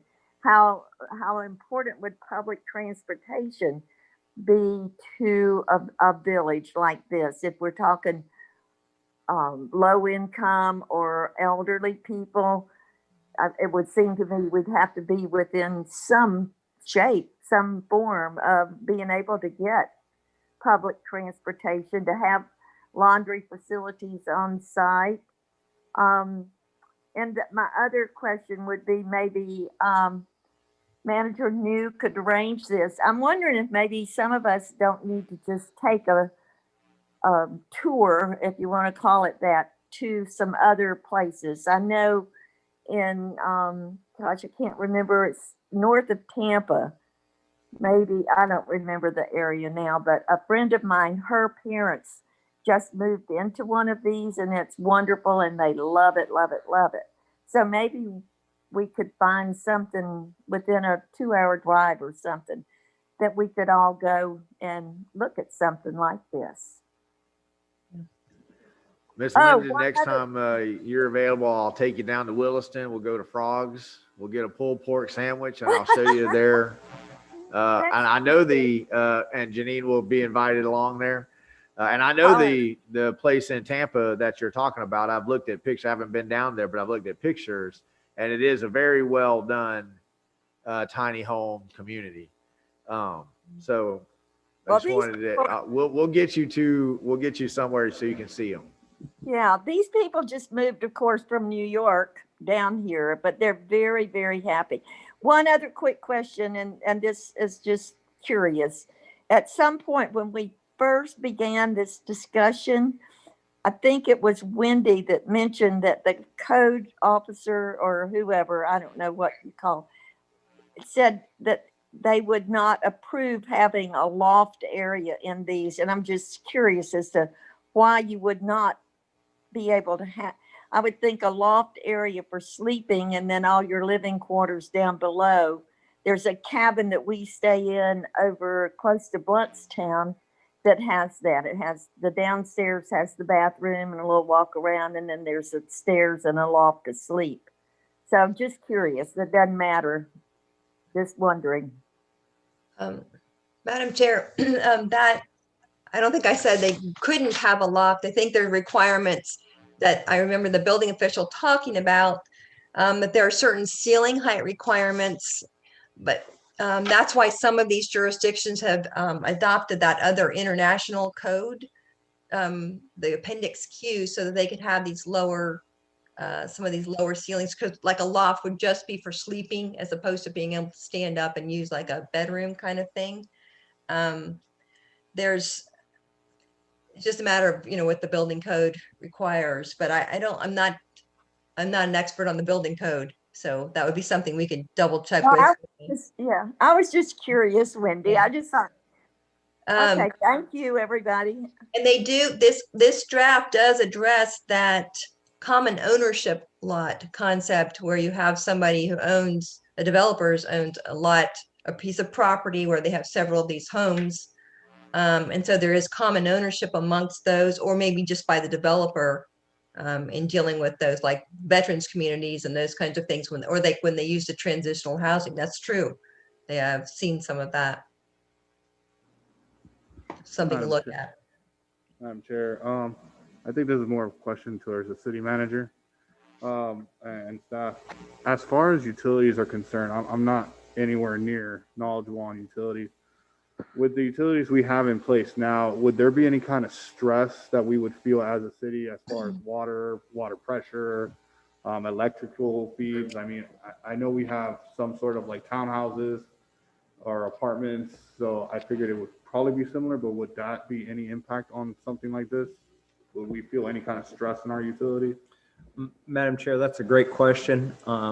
If you'll recall, and it may not have come up before planning and zoning, but the city commission considered an amendment to our water and wastewater cap charges and how we charge for those cap charges. And we actually included that a discount for something less than a single family residential equivalent, what we call an ERU, and anticipating apartments for seniors, which wouldn't have the same load on a water and wastewater system as a regular single family residential units, and tiny homes. Again, we project that on a unit by unit basis, they would be somewhere around half of the demand of a typical single family residential home, which is how the basis by which we measure everything. So we don't anticipate that they would stress our system. I guess for every 2 tiny homes we bring online, it'd be the equivalent of a single home. And so, you know, whatever each home takes up 250 gallons a day. So that it's not something that's going to cause undue hardship on our planning process for any of our utility services, including electric. Dallas, was there anyone on? Okay, thank you. Are there any other questions? No, I think this is a good discussion to have in general terms. I'm glad we started thinking about it. I haven't really gotten into all the details of this ordinance, and that's something we can do over the next few months and years. I'm glad we started talking about it, and I like the idea of going to look at other tiny home neighborhoods. I think right now we have processes in place that if somebody came up to Janine's office tomorrow and said, I got a tiny home development, we could probably handle it with through a special exception or a PD or something like that. But this is something we need to be ready for, and I'm glad we're starting to look at it, and maybe we can plan some tours and do a little more research and get to the point where we can examine an ordinance like this and see if this is what we're looking for. Madam Chair. Well, since we're here, can we go ahead and finish going through this ordinance? Because we've managed to talk about insurance and bank loans and whether we should talk about it, but we've got one here in front of us, and I've got questions about the draft in front of us. And I would just point out that in the next section, part of the comments I had that went back to the going back and forth between common area and common green. And then we talk about item 3, a centralized common area should be provided for the development in accordance with design requirements for tiny homes. So does that mean, Wendy, that the common area has to be designed to, I guess I'm still, and we don't need to go back down this question. When we talk about the common area, I think there's a lot of passages, a lot of verbiage in here that I read as simple as really implying that there has to be something there in the middle, and it has to meet some sort of design requirement. So I think we need to be a little bit clearer in those sections. I'm going to go ahead and move us along unless anyone has questions about 4, 5, 6, because I know the hour is getting late. And I know that some don't really, we want to just kind of table this. I want to try to go through this quickly while we're here. And this was, again, why I pulled this off of the agenda when we spent 2 hours talking about a 2-foot setback, because I knew that this was going to be a long conversation. So I appreciate everyone's patience, because it has taken us a while to get to this point to have something to just start the conversation. So I also was asking, I had a question in item 7. For tiny home neighborhoods on a common ownership lot that is not platted, lot requirements specific to each tiny home neighborhood development shall be specified on the approved site plan. And then under access, tiny home neighborhood shall have direct access to a paved, publicly maintained street with a maximum of 2 points of ingress and egress allowed, serving internal driveways and parking.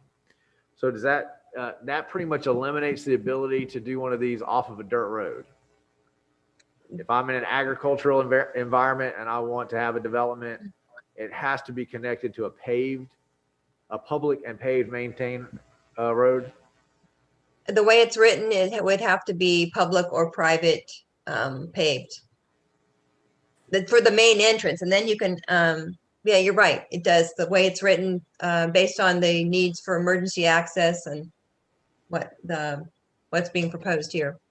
Okay, I'm not necessarily objecting to that. That would be something we would require in a Yes. development. We would say you've got to attach to a main road or a paved road, because that gets us out of a lot of these maintenance questions when it comes to folks that, you know, have been promised that their dirt road is going to be paved in the future. So this really would limit a developer's ability unless they're willing to come in and put in.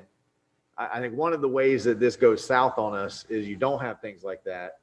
And now somebody puts up 15, you know, tiny homes on, you know, 2 acres of their farm that's connected to a dirt road, right? And it becomes kind of a slumlord. So that section right there would limit that ability, right? Because you could do that, but you'd have to pave the road from your development back to the nearest paved road, which would probably wipe out a lot of your profit margin.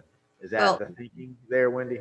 Yeah, so you are required to connect to that public road, and you do have to have private or public roads being, you know, that you're fronting on paved. If you had have your internal drives, again, you're talking about paved access. The idea being that you're having a set area that's designed to not become just a piece of property where somebody just puts a bunch of units on without any provision for maintenance. I mean, you've got, that's why this also requires that you have to have your deed restrictions and your covenants or some kind of HOA to maintain those internal drives in those areas. Or you have a developer with a common ownership lot, and that developer is responsible, meaning, or maybe that is a management company or the development for a veterans community, say, and that they're managing it and offering services, and they each have a unit, but there's a common ownership or from somewhere where you have someone who's maintaining the whole thing and taking care of it through those restrictions that are recorded. Madam Chair. So to the mayor's point of being connected to a road and preventing, you know, a 2-acre farm from becoming a slumlord, would it behoove us to say that this would have to be connected to city water and sewer for it to happen? Because technically, someone could just pave roads connected to their driveway and then not have any kind of connection to make something that it has to connect to water and sewer. Well, depending on the density, it's later on that if you're in agriculture, it reduces down to 3. I mean, what if I'm like off 337, right, and I've got land there and I connect to a paved road, and I think, I'm not sure where it is, I'm sure we'll get there. You could put 3 per 1 acre or 5 acres, and you'd run it off of wells and septic. So I mean, I can conceive of possibilities where you are on a paved road, but now you're not getting anywhere the density, which speaks to the slumlord part. Now you can just do 3 per 5 acres instead of 12 per 1 acre. My question is, does that make under 6, it has a minimum lot width based on if they're located on a privately maintained road versus a publicly maintained street, inconsistent with 7, since it has to have direct access to a paved publicly maintained street? it's stating that the neighborhood has You to got have. it,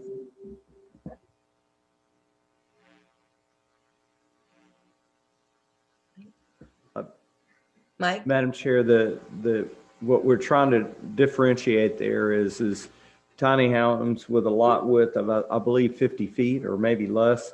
If there were several in a row, that's too many driveway accesses on one public road. It's just too frequently.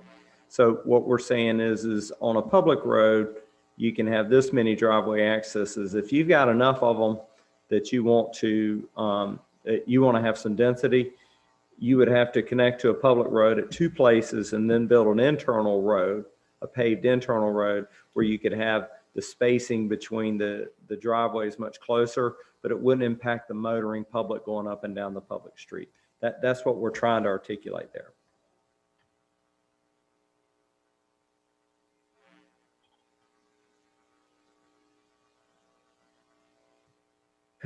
Well, I had to circle 9 because I've heard from many of you that it begins to feel like all we do on the P and Z is issue variances for setbacks. So, I'd like us, and this, and I certainly agree with Bill that some of these conversations will be easier when we have visual presentations or we go and we look at them. But I'd really like us to try to think about setbacks that we can adhere to, and we can say this is the setback, and there is no, you really have to show cause it's not your fault in order for us to issue a variance, and that's what we continually seem to find ourselves in this situation. So in my mind, a tiny house, even more than a regular house, is going to attract sheds, and we don't seem to have problems with setbacks when it comes to the house. It's when they come and they want to put a shed on there. So, and this is one thing, I don't remember seeing one tiny home neighborhood that had any sheds in them. Kind of the point of a tiny home is that you're a minimalist. You've gotten rid of things, right? So I'm just wondering, how do we address, maybe that's a cultural given that there are no sheds, or is there something that needs to be in the ordinance that's clearly, because a lot of these, if I've got 12 of these on an acre and I've got common area and somewhere in here it says we have to have walkways connecting the houses to each other, there's not going to be a whole lot of room left over for sheds. So, how do we deal with setbacks and sheds here? Are they do we need another clause that says in a tiny home, there could be a one communal shed somewhere and everyone gets to share that shed? Or we expect you to live a minimalist lifestyle and not have a whole lot of surplus goods? Well, that makes sense. Minimalist lifestyle, no stuff. I think that's a good idea. Madam Chair, I noticed that the item 10 requires the neighborhoods to have a boundary buffer of 15 feet around it for landscaping. And it occurs to me that, that the setback should be that no less than that. It's hard to have a landscape buffer and then have sheds jutting into it.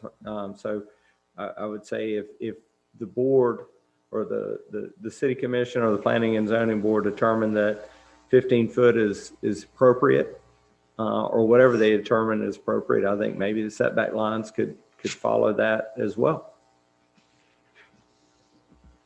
And I guess that speaks to the perimeter of the neighborhood. Individual units, I'd say minimal. I think 5 foot, at least for side and back, is the minimum. I believe Wendy and Brian have taught me that 5 foot is the minimum that's allowed by state law for setbacks. I say we go for the minimum on individual lots, and for the neighborhood, it's 15 foot or whatever we determine the landscaping buffer needs to be, if it's less than 15 foot. Good. Well, and Mike, one of my questions, I have that word, circled, a landscape, because a 15-foot landscaped buffer in my mind has some landscaping there, and now you couldn't put something in that. I know that that Linda has asked us to revisit our landscaping regulations. Are we thinking, and so maybe this is a conversation that needs to kind of wait till after that conversation, but I'm having a hard time visualizing, is this trees that we make developments plant? Are they bushes? Could it be xeriscaping? But there's the border and everybody knows you can't go into that border, those kinds of things. So what is a landscaped buffer? And maybe we could have a clause that no variance shall be allowed to enter a landscaped buffer zone. So if there's 15 feet, if it's blank, I think people see that and they say, oh, well, I've got 15 feet. I'm going to put a 10-foot shed, right? And there's nothing there. So can I have that variance there? And then that still gives me the 5 feet, right? So we need to figure out how we're gonna word that to address those concerns. And we would, the landscaping refers to our landscaping section of our code that talks about plantings, but that's the code that we're going to revisit to refine and hopefully include some other more specific requirements. So I think that will get cleaned up, but that right now it refers to what's in our code now for the landscape buffers for as far as plantings. Madam Chair, to address that point, could we just make it very simple and say there's no other structures that may be built? That would be. I mean, you're in a tiny home. Why are you building a shed? Why are you even building, a doghouse? Like no other structure, temporary or built, can be added to this area. Yeah, I think that's the way to phrase. That's one of the purposes of being a minimalist. If you're trying to pitch that case to us, you're not adding more. You're trying to reduce. So this is it. You have a tiny home, no more structures. I think that would be reasonable. The other thing is we have a provision that a developer may provide a storage area. They could use a portion of a particular lot or an area designated, fenced and landscape for those, for any type of extra vehicles or other things that you might not think of, but that would be a common storage area. So that's one option that a developer could provide if that's how it's being done. In addition, another idea. I can see a common area of, if it's 12 units, it's an HOA. They have a common area that has maybe like a mini storage. But as far as the lots themselves, there's no, like, we just make it very simple. There is no addition to your land. That makes sense. That's good. Just feedback for the board. I think that if we're talking about tiny homes for the minimalist communities, that may be fine. I think if we're talking about tiny homes for people that are doing it as their only shot at affordable housing, I think they may have bicycles, children's toys, things that they don't want cluttering up the yard. And they may have a lawnmower to mow the minimal amount of grass that they have around their tiny home. And they want to keep that inside of something. So I anticipate that folks are going to want to have sheds. The reason we like sheds is they're a lot cheaper to build for covered area than meeting the Florida building code. We don't have to insulate them. We don't have to wire them. We don't have to have HVAC and all those things. So I anticipate that folks with mini houses are going to want hopefully mini sheds, but maybe not mini sheds. And I think we should anticipate it and come up with what we think we're going to do in this ordinance. I think that as much as the Planning and Zoning Board and the City Commission have seen variance requests for sheds, I'm coming to the conclusion for all these planning requests is it's a developer issue. They're putting postage stamp size lots. I looked at one the other night. It was an 8,000 square foot lot. But after you took out the setbacks, you had 4,000 square feet of buildable area. And the property owner put in, he had, I guess it's 10,000 square foot lot and 5,000 square feet that was within the boundary of the setback. And he put in a house, a pool, and didn't have room to put in the shed. And I think at some point, we're going to see enough of those that we either say, look, that we only allow minimal setbacks, which is 5 feet on side and rear yard, because that's what state law compels us to do. Or we're just going to tell developers, if you want to go on postage stamp size lots, it's between you and your property owners how you're going to squeeze all the stuff they want to get in there. Go vertical, have multi-story. But just a caution, I think that people will want sheds in these tiny home villages, especially those that are utilizing them for affordable housing reasons. And the other option, Hang on one second, Wendy. Okay, sure. I like the simplicity of it, but if staff can figure out a way for us to manage it, then bring that back to us and say, this is how we're going to handle it. I'm sorry, Wendy, go ahead. Well, the idea presented here is that there would be a common building. You'd have your common area for that kind of storage. So you'd have a common building if you got 12 homes or 6 homes in a neighborhood, and then you have this one common building that you can keep your bicycles and your extra things in, or you have a common area that's fenced and buffered that you have your RV in. I don't know, because the idea that usually the people in these neighborhoods would be having much less, but I think it needs to be looked at. It definitely is provided for here more as a common building, common area way of handling those kinds of needs.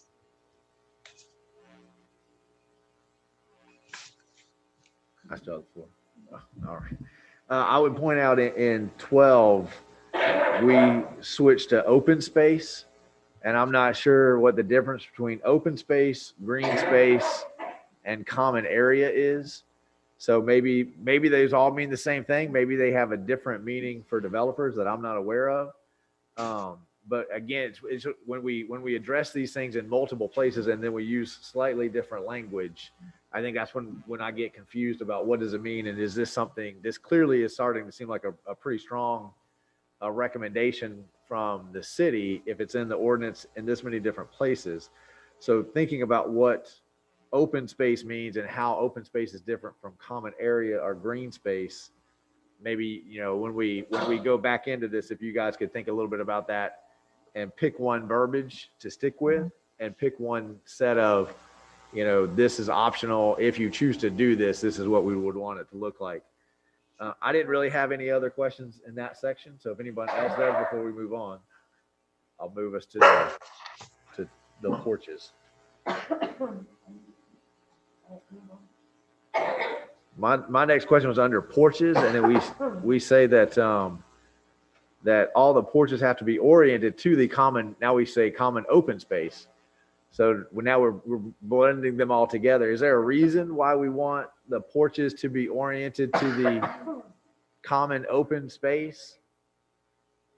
It's just a design feature. It's just something that was seen in a lot of the developments. It's not something that we have to do. It's just something worth discussing and presented here because we were asked to come up with some kind of architectural features and design layout that would provide for something like that. I mean, if I'm building 3 in an agricultural area, I would probably want my porch not to face everyone else's porch. I'd want it to face out into the field or something like that. You know, I kind of see one of these communities where we're all sort of in a circle and we're together. And then I can see, you know, where you've got them kind of split off into branches perhaps, and you're trying to create private green space inside the development. So I'm not so sure that I would want to mandate or dictate the orientation of the porch. That may be something that is handled at staff level if it's a development or under the special exception. But remember that these developments are designed to promote community. That was, you know, a lot of that was part of the tiny home movement, development, neighborhood development. And then parking, we have 1.5. What is that, the bare minimum for a unit? I mean, see, how do you have a half of a car? So either pick one or pick 2. Is it 1 car and a bicycle? Sorry, Mr. Mayor. The idea is in the village concept, you would expect some folks to have guests. So they're, you know, at some point in the development. So if you had 8 units and you only had 8 parking spaces, when everybody's home, there's no room for their guests to park. So if you have 8 units and you require 1.5 per each, there'd be 12 parking spaces total within the development. And did I get that right? 8 units? Yeah, 12. Thought I screwed up the math. Then there would be available parking without being as onerous as 2 per parking. I guess we could suggest 1.25 per unit, but this is to provide a parking space for the occasional guest that might come to visit someone living in a tiny home village. Is a half a parking space enough space to get a Prius in, but you need a whole space to get a truck in? This is for the village, Mr. Mayor, not for the individual unit. Village, okay. So if it's a parking for the house, what would the requirement be? If you were going to do 1 unit per lot, it would be the same parking requirement as any single family residential home. Just a driveway connection, figure it out. But this is a looking like multifamily, right? Like an apartment complex. If you build an apartment complex with 100 units, we wouldn't let you put in 100 parking spaces. We'd tell you need to put in 150. Okay. Same concept. So this is considering that it's going to be not an individual drive up for a particular unit, but there'd be a common drive parking area for the village or for the complex. And I guess in my mind, you could have the village, but you could park at each one too. Like You there may be the differentiation between there. And there may be 4 additional spaces for guests. That'd be on the developer to do that. Okay. All right. And then I had a question about the screening for parking. What is screening for parking? For the parking lot? So it's like landscaping for the parking lot. It says all comments at 3B, all common parking areas associated with drive aisles adjacent to neighboring residential property must be screened in addition to the required landscape buffer area. Can you give me paint me a picture, Wendy, of what that looks like? Typically in those kind of things, they'll have some kind of fencing along the areas that are already developed outside that development. So because you're talking about 2 different, the different densities, different types of units. So they'll have a landscape buffer requirement as you do in other districts when they're adjacent to residential of a different kind. So you'll have screening, meaning like fencing in addition to your landscape buffer. Or I would anticipate a row of hedges, dense hedges adjacent to the parking areas. That would be in addition to your landscape buffering. I think the idea, as Wendy said, is more upscale, less things to make it objectionable. So we're asking for a bit higher standards so they'll be compatible with the neighbors.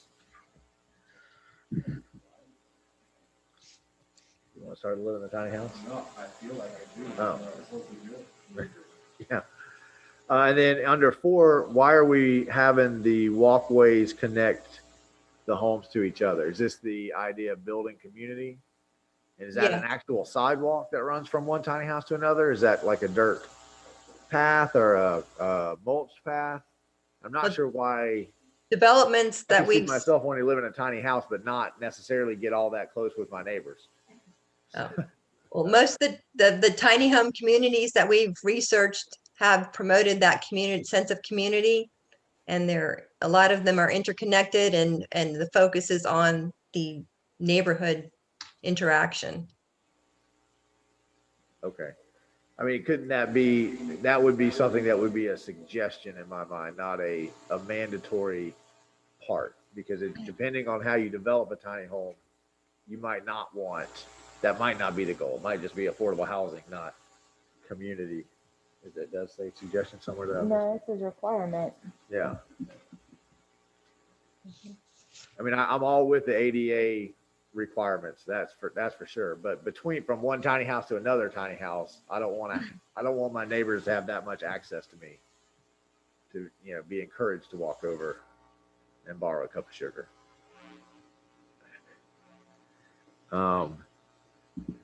So, Mr. Mayor, I mean, from what I'm getting at from staff and Wendy, and this is something that's outside of our normal thinking. It goes back to Mayor Conrad's point of, we grew in a society of we build these bigger houses. Now they're downsizing. Their way of the way of thinking here, from what I'm portraying, it is a sense of community. More along the lines of an apartment complex per se. I mean, where 10 people or 10 families are living in community together, willing to borrow sugar, willing to plant carrots and share it with their neighbors. So that's what I'm getting at with this whole ordeal. It's kind of thinking outside the box for our normal thinking. And I agree, and I think that we should have like some suggestions. Say this is what other people do, but be careful about what we mandate. Say you have to have that. And that was, other than that, I thought I don't have any other questions in the ordinance in the draft. I had a question on the parking. Is it community parking, or will each tiny home have a parking spot in their front or their side of their house? Is there any kind of restriction on that, or will they have to, in a sense, there's a tiny home, they have to walk outside of the 12 homes that are there, let's say, to go to their parking lot, like kind of like an apartment is? Or will they have a particular driveway to park one vehicle? Well, that number 3 in your ordinance states that parking may be provided in a common lot or common garage. It may be alternately co-located with the tiny homes when accessed by drive aisles.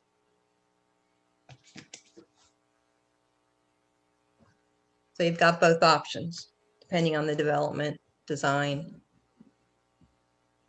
All right, and with that being said, would we provide some sort of guidelines that we don't make the same mistakes we did at Oakview Village, where the driveway is the sidewalk as well, which completely avoids the whole ADA requirement? Is that something that staff would have to write in there? That if they do a driveway, they have to be in compliance to leave the sidewalk open? Yeah, I think, Wendy, and correct me if I'm wrong, I think we would apply the standards that we have in other neighborhoods. I think that was something that kind of slipped through while we were in the midst of, I don't know what reiteration of changing that development from the commercial in the front, apartments in the back, to the single family, and somewhere in that, trying to squeeze it all in. That was just an oversight, but I think we would make sure that we don't have that oversight again. Is that correct, Wendy? That sounds correct. That makes sense. The map makes sense, because we want to make sure that that's why sidewalks were also in this draft were proposed there, as you know, they're connecting all the different tiny homes for that sense of community, and your drive aisles are different. But we will definitely look at all that, because we don't want any of those kinds of issues that you're talking about.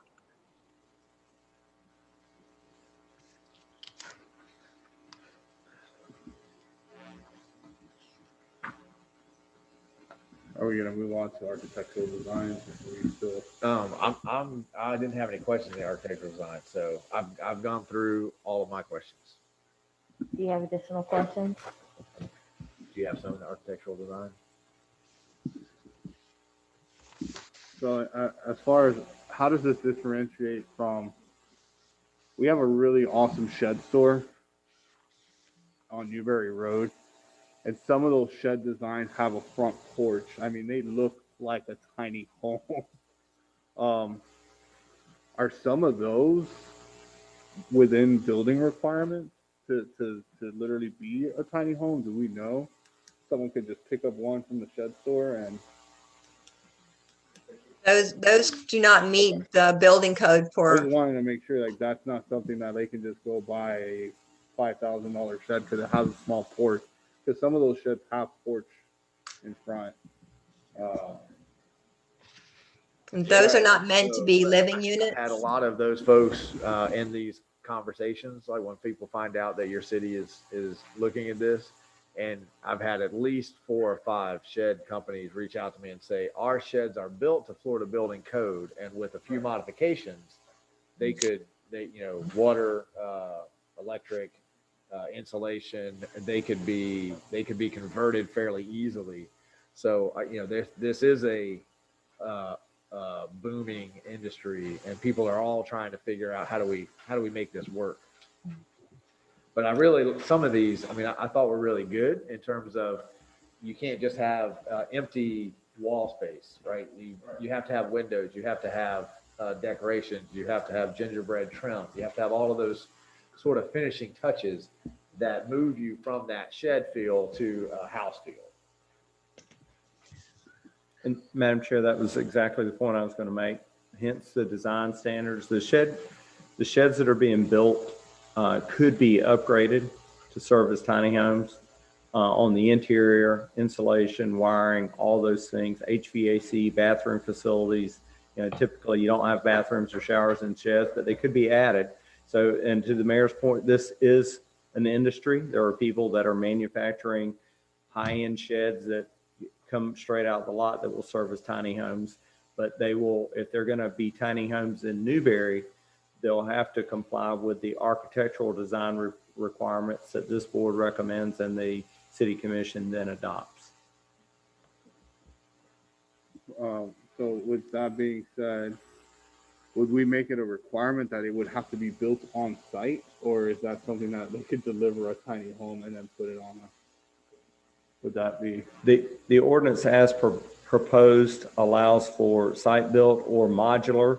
They do have to be on a permanent foundation, but they could be delivered like a modular home and set on a permanent foundation, or they could come in a truck as wall sections and you bring them out and couple and secure them together. So anything that fits under the building code's definition of modular home would work in accordance with the ordinances written.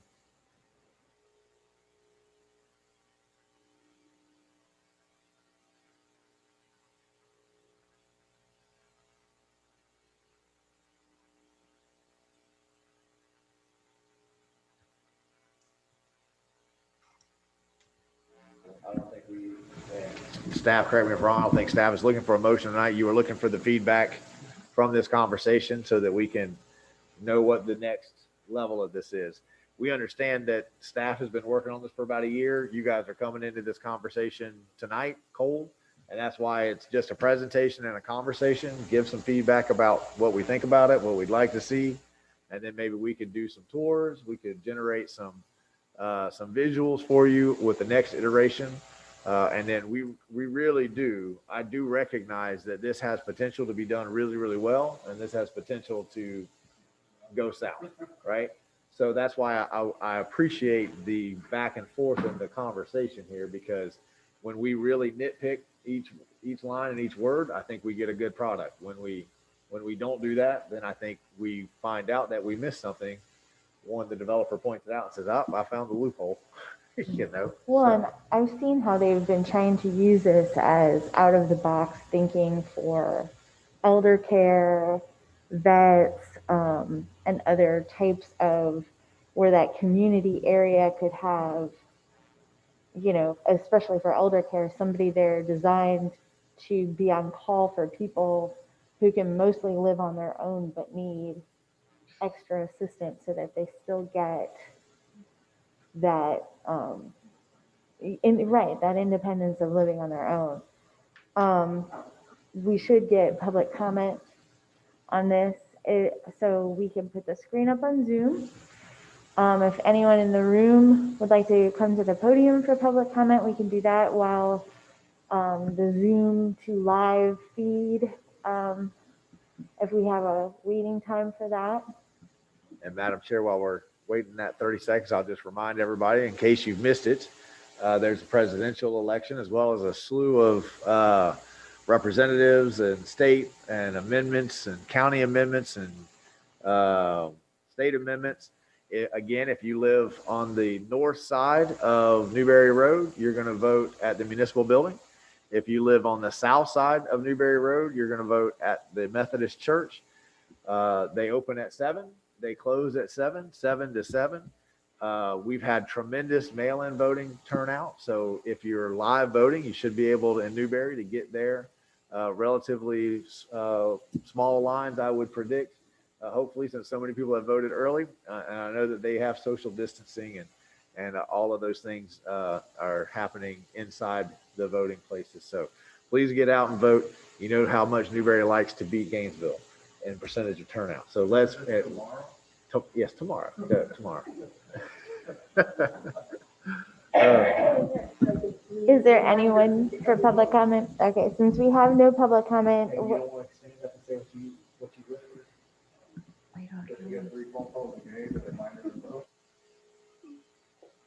You don't have to. I was just saying. So we don't need to do a motion. We can just, we have concluded our conversation. No, we can't adjourn because we have topics for members for discussion. And we approve the agenda, so we must cover it. Mayor comment. Mayor Muller. I just want to commend the city staff, Mike Hughes, Janine, Brian, and Wendy for all the hard work in bringing this forward to us. I see the potential for it to be a great idea, so I just really want to commend the city for doing a phenomenal job and putting something from scratch and really putting a good presentation forward, and hopefully we can go on with it. So thank you very much. I have no comments, but we do have to have public comment at the end of the meeting as well. So Dallas is going to hopefully put the screen up for us. Mayor Marlowe is going to remind us to vote again. I will be showing up at the municipal building to cast my vote bright and early in the morning, hopefully. There will be lots of hand sanitizer at all the locations, I promise you.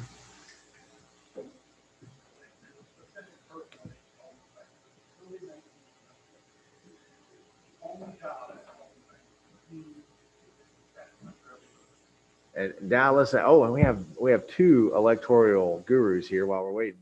Are we allowed to start counting the mail-in votes when the polls open at 7, or do we have to wait to count the mail-in votes when they close? They've been counting them. So all this conversation about it's going to take us weeks to count all the mail-in votes is fake news. In Florida, that's not the case, but in Pennsylvania, their law, they cannot start counting Till the polls close. So Florida, we should have ours mail-in votes counted. I don't know, 10 million mail-in votes. That's a lot. How many mail-in votes in Florida? You know, it all depends how many. I mean, they have, first of all, everybody who votes, as we secure their ballots, they have, I want to say, 3 days after the election to secure it. I might be wrong. Right. To securing anything about after I left the office. But, you know, the substantial weight of them will be counted, and that's the first count you see at 7 o'clock. All the mail. All the early voting, plus all the mail ballots that have been counted, because by law they have to do this by 7. All right. It's got to be a lot of paper cuts from opening up all those envelopes. I feel bad for them. And Dallas, was there any? Okay. All right. So with that, I apologize again for the agenda snafu at the beginning.